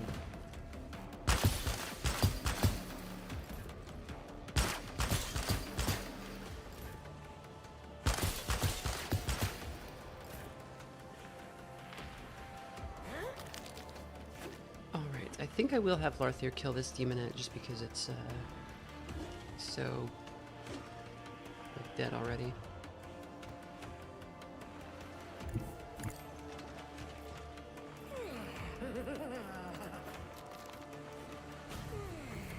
Put guidance on somebody. Rocky.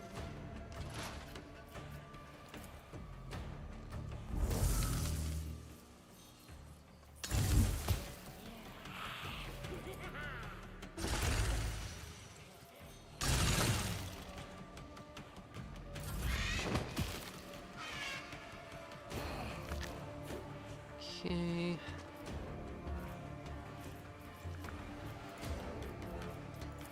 You.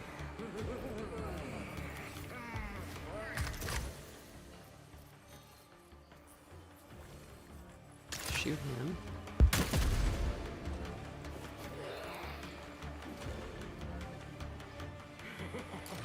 Did with the crow. Unavailable. Can't get him with the crow. Hit her.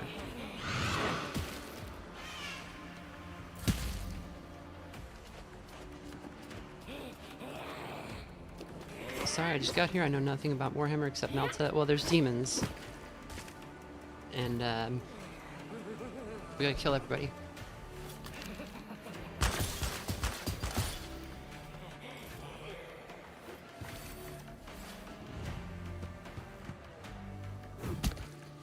You'd think it was just the demons, but no, we have to kill everybody.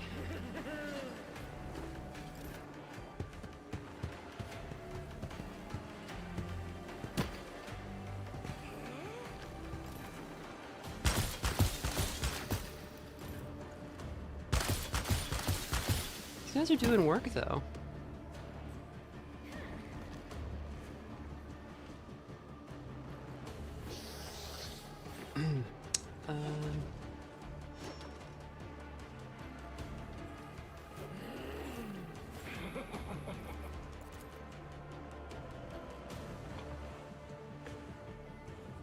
Guess you could go like here,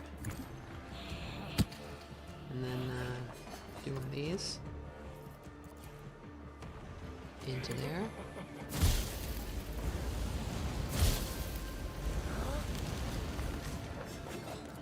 And maybe give Larthier some defense, or Cog? Yeah.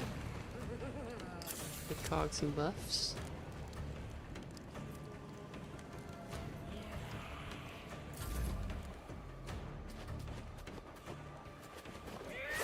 I don't know, there seems to be some sort of bug in this encounter where the those guys back there run really slowly for some reason.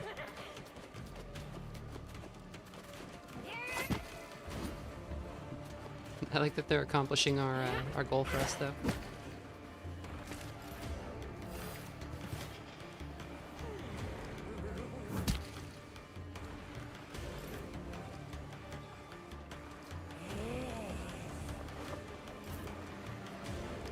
Hey Mar, do you think that you could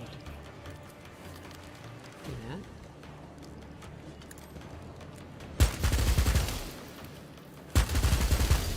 Yeah, I don't know. Sometimes it works, sometimes it doesn't.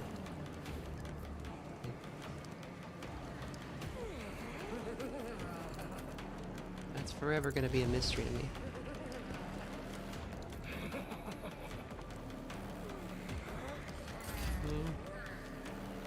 And I guess we will go over here and maybe assail her to try to stun.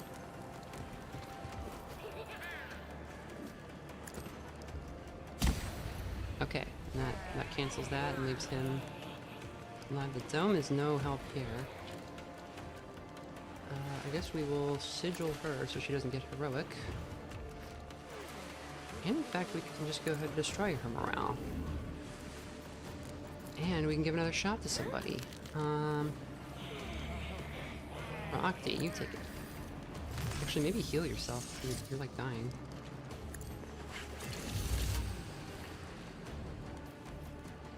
Great. Back to the fight.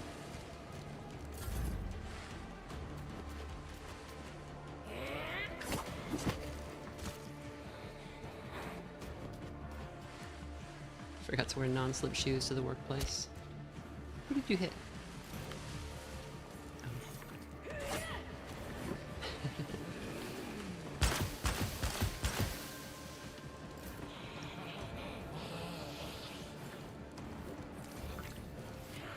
Come on, it's a Fujali.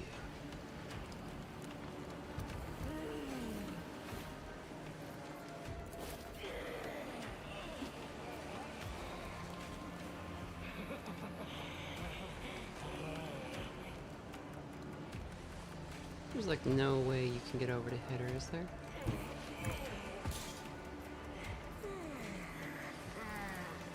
Oh yeah, you can. Too close, huh?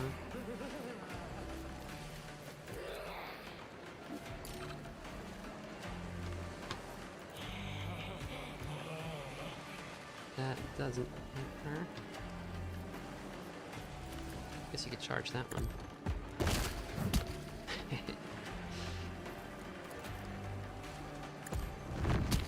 And smash. And do a little sworn enemy. Okay.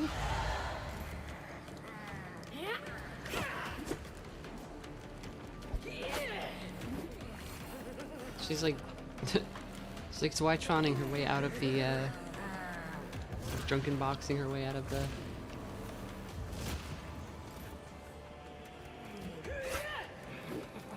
she can't be touched. Unhittable. Okay. Well. What couldn't last forever. Larthier, dearest.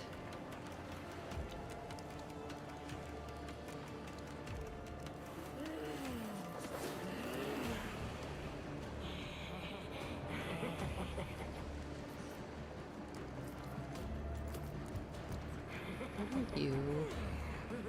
Roxy. And cast the spell.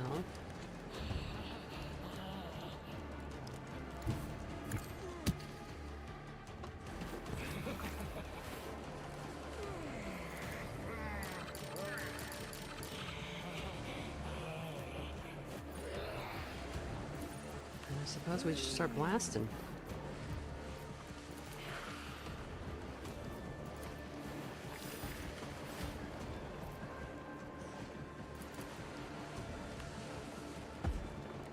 Oh, you can assail her. Okay, just do that. Okay, concentration broke, so the ability wasn't used. And get some defense, my man. You burned it.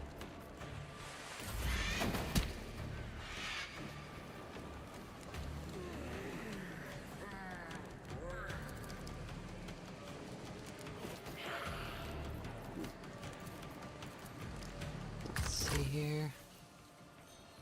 That's not going to do enough damage, and you need to get out of this warp cloud.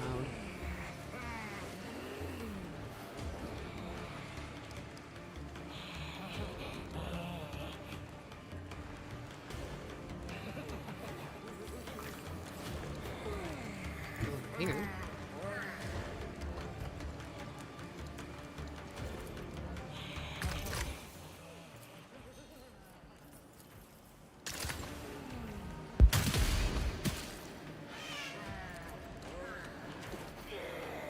And kill that.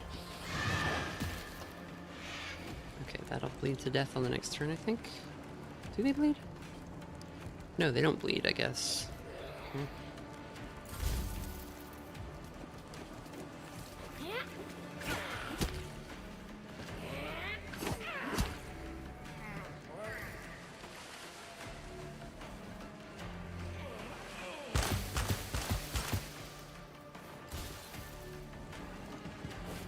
Might be buggy as fuck and not shut the health buffer, but it's a hell of a vocal stim.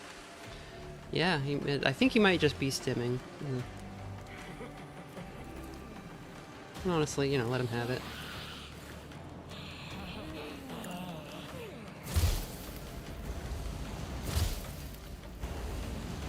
Okay. Maybe...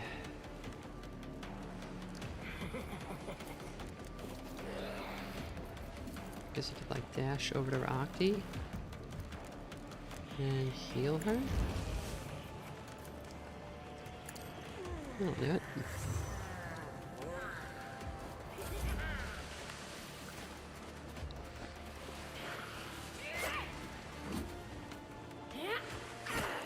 Stop preferentially attacking the player characters over the non-player characters.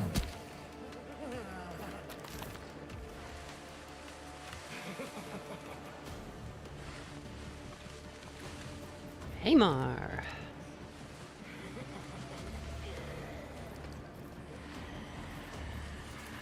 Why are you not able to like shoot your gun at all? Okay, prepare your armor then. Focus you're in melee. And go like a step away. Smacked.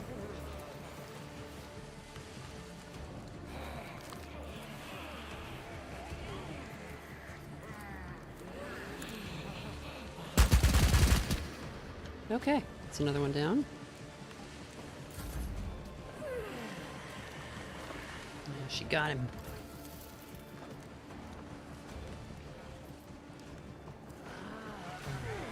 Let's assail her and break her morale.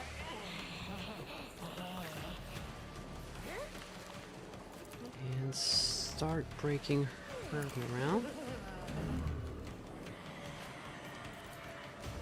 And give Octi a turn, because she just does so much damage.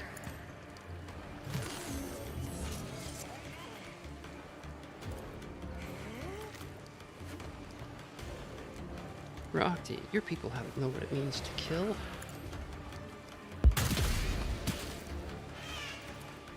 More crow.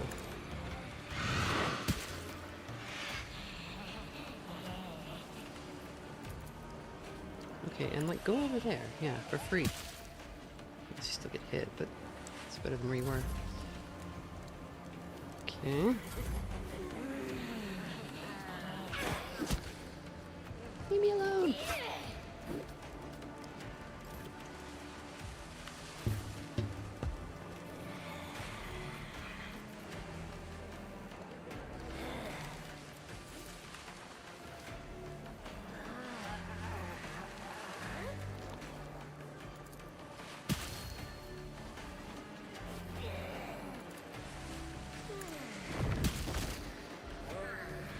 Okay, and here's the big one. She dodged. Damn.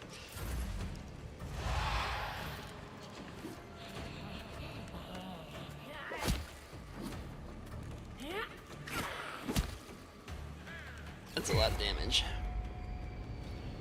Okay, we saw this before. I'm gonna watch it again.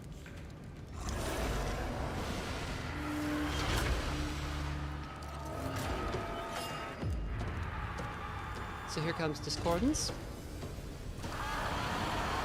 Discordance makes the warp stop working.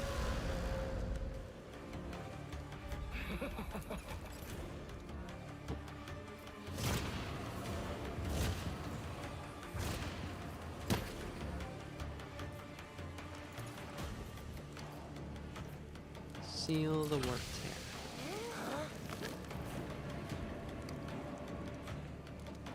And go like here.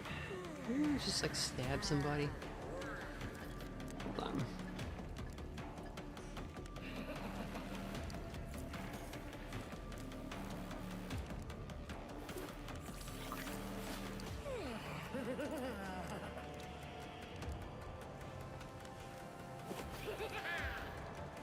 Get her melted. Thank you, Randall. Let's see, what kind of damage can you do? Pretty good. Go arms.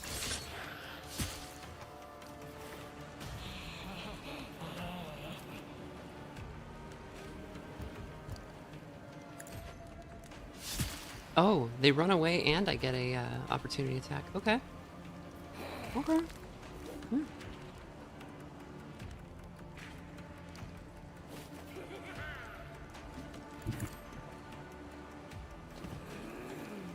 She's immune to the kind of warp bubble power that's going on there. Amor, no.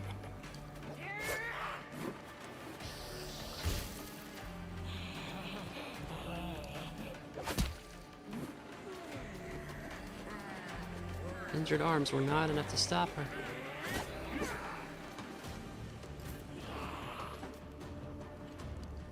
All right, let's kill this one.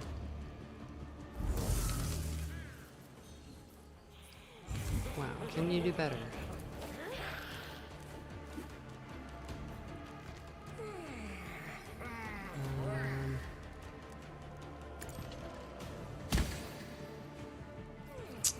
I thought that might have worked, and it didn't.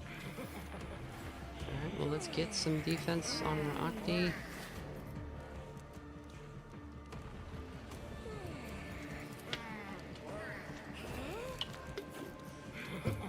And heal her. He's dead. No. Okay. So, these don't bleed, right? Yeah. So we just kill it normal style.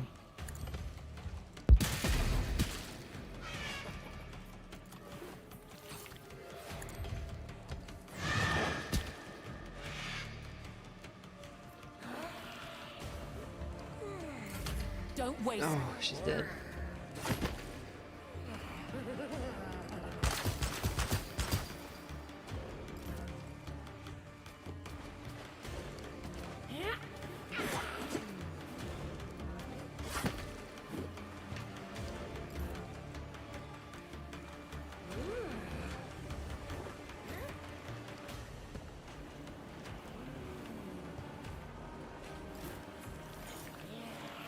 Okay, we've got to stun that one. Your job here is done. Concentration's broken. Perfect. Can we break your morale? Maybe. Can we set your morale to 0?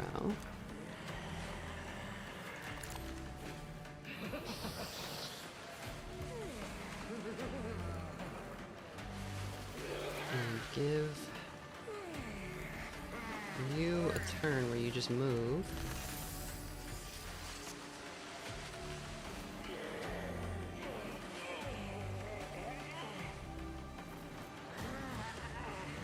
Have you like go here? This sickening feeling. Yeah. Standing next Ready to her to is, fight again. is like hurting us.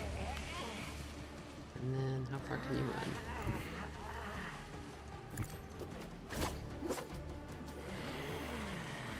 Is that it? Can't go. Alright, fine. And then,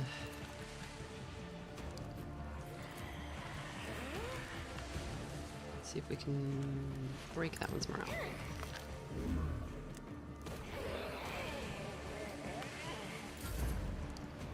I should be able to get away. I think we'll actually be hurt if we start our turn in her influence, but I think she'll She'll get to move before then.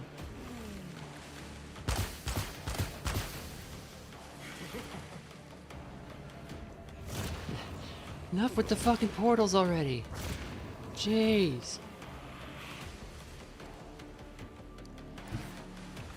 Okay, go here.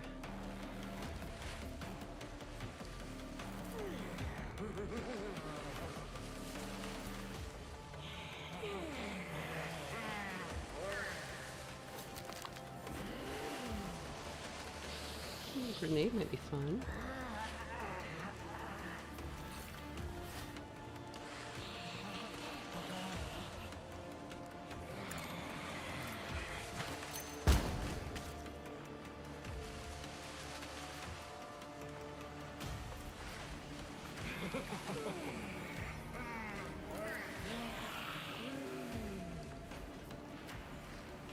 Can't use close encounter on that thing, huh? Okay.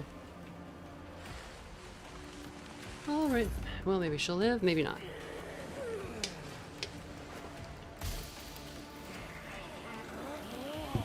She's broken. Two of them are going to try to use their control ability.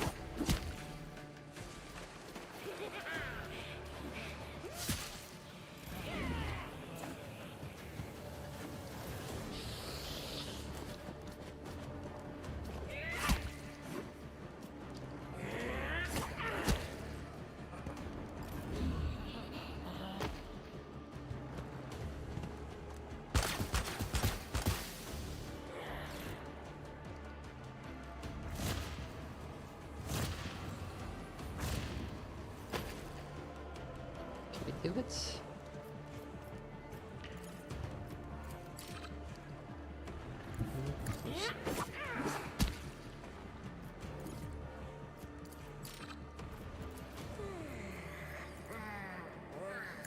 Can. Okay.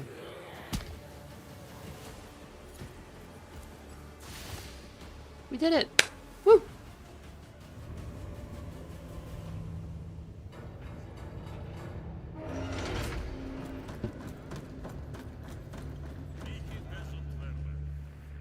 How many fights have been like by the skin of our teeth like that? Stand back 3 paces, untouchable. You will not get a second warning. Look how brave you all are when all you're facing is a scrawny young woman and not a demon spawn.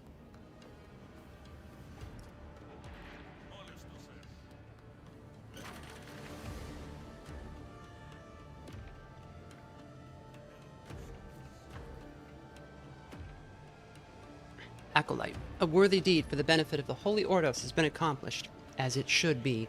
Escort the subject to me so that I may acknowledge your work and reward you accordingly. So I think that's... So we pulled off the... for sure pulled off the chapel fight by the skin of our teeth. Like we basically only lived because we hit the timer. And then this one, I feel like the Mechanicus one was basically won by accidentally summoning demons. I think that happened twice, also against the Inquisitors. The thin, stooped figure of a young woman seems hideously distorted. Pale hair, thin and unruly, hides rough scars on her deathly pale face, and her single eye, the color of diluted swamp mud, looks intently, almost aggressively, at those around her. What are you staring at, screw up? Nothing. You know, just hanging out. What's going on here? The stranger's words creep under your skin with a prickly chill. An inexplicable anxiety rises from the pit of your stomach, lodging in your throat with a nauseating lump. You want to turn around and run away, far from this peculiar, frail youth.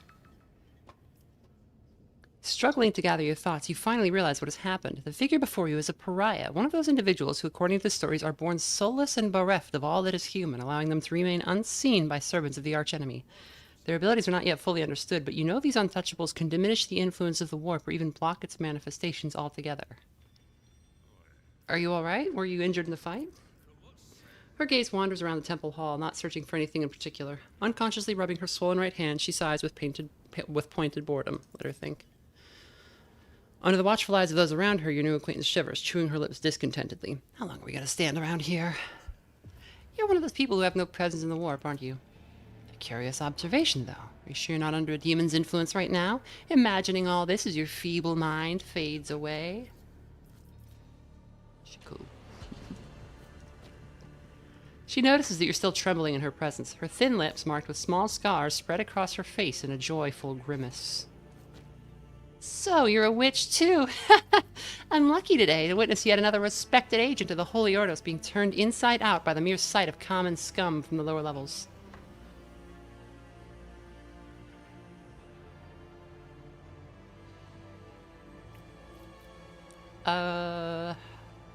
Funny. I think we could work well together. She twists her mouth slightly. It seems your reaction did not impress her. I don't like working with screw-ups. You cause a lot of problems and don't do any good. Take today, for example. If I had arrived even a minute later, your warband would have been reduced to scraps. That's absolutely true. I think just moving on is probably a good idea. Okay, that maybe ask, why do you call me screw up? Maybe because they picked you for the mission to Iacanthos, because you got your own master killed, because all those little errands you're running for the other Inquisitors now? Or is it because you couldn't finish your job without my help? She clumsily scratches a fresh cut on her cheek and gives an awkward shrug. Maybe I should just bite my tongue now, yeah? It appears our first steps were taken there. I am Vermina, acolyte of Lord Inquisitor.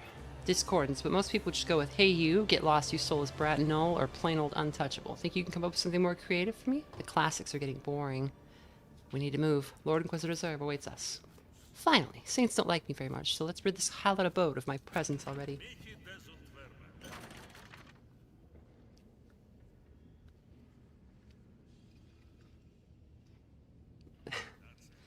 No says, how... No says, how tough are the puzzles in Dark Heresy? I did struggle sometimes in Rogue Trader. I hate puzzles. Is this game rigged? I haven't really... There's been like one puzzle that we didn't bother doing. We just kind of saw it. And it didn't seem too hard. Mostly it's just a lot of investigation. You're putting together facts based on like... there's like a detective board where you like put facts together to figure out what's going on.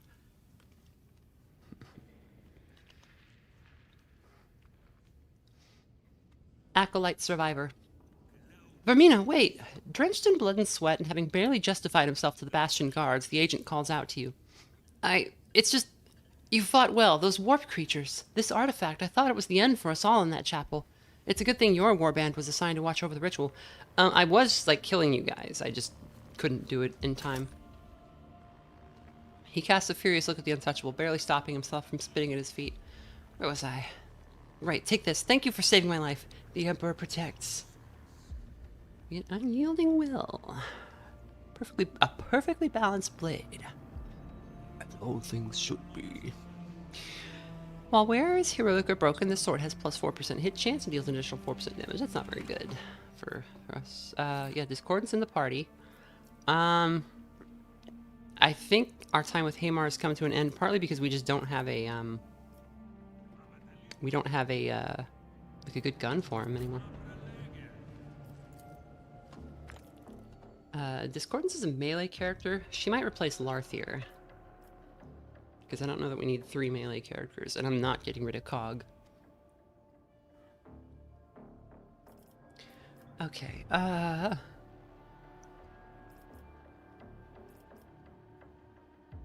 so she's already a precise attack specialist.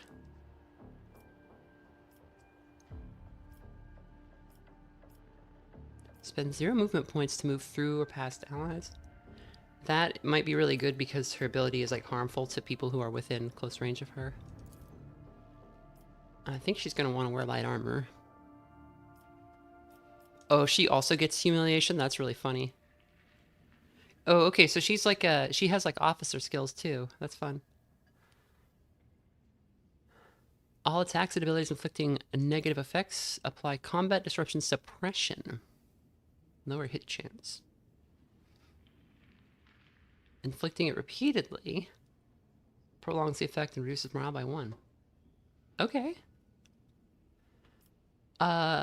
She just like passively afflicts people with effects too, so that might be really good.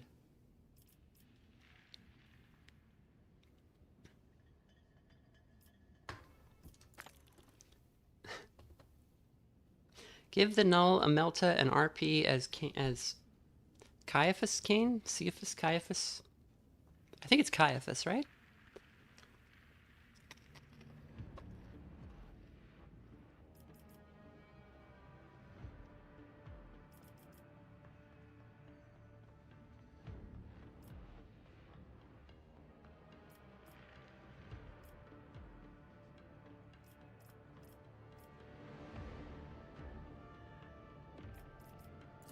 Okay, analysis on the go is quite good. Ooh, yeah. Okay, well that's... Yeah, I mean, she's already got Precision Strike. That's like her main thing. Gains 1 movement point.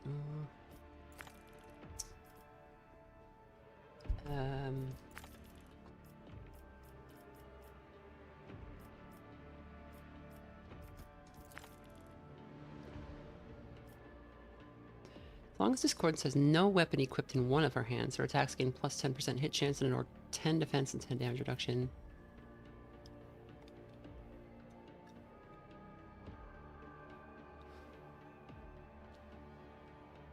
Caiaphas. Okay, I had it right. Caiaphas King.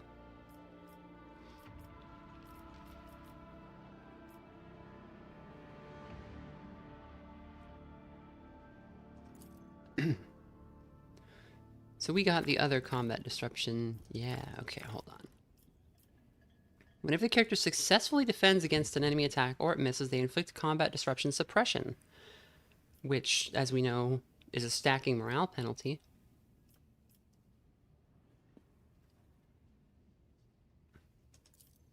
Wait a minute. All attacks and abilities inflicting negative effects also applies to damage dealt by the character. Oh, that's really good.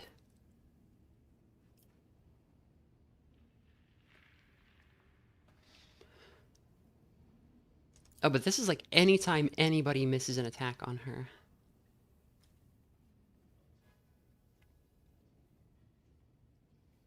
Yeah, I like that.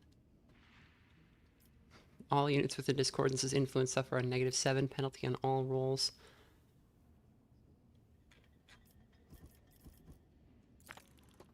Okay. And reflexes, I think, is what we go for her. Okay. Subsignal. Shut up, please. Shut up.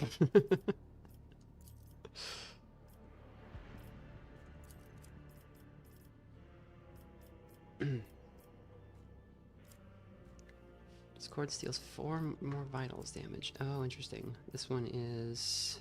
yeah. All units within the target's influence suffer...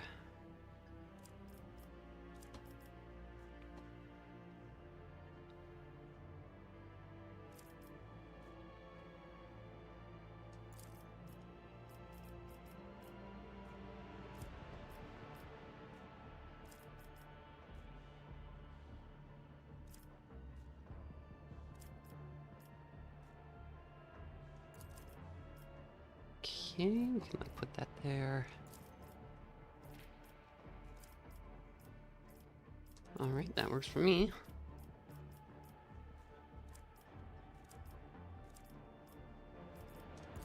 And these abilities, you like modify existing abilities with them. I think we're all set with these. I just want to make sure we're not leaving anything on the table.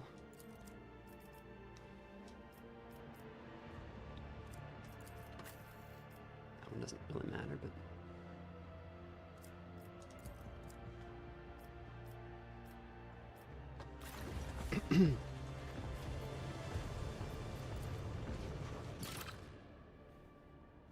Her null debuffs do friendly fire. It's a huge problem, but also like a major asset because she's a pariah, and that's what they are.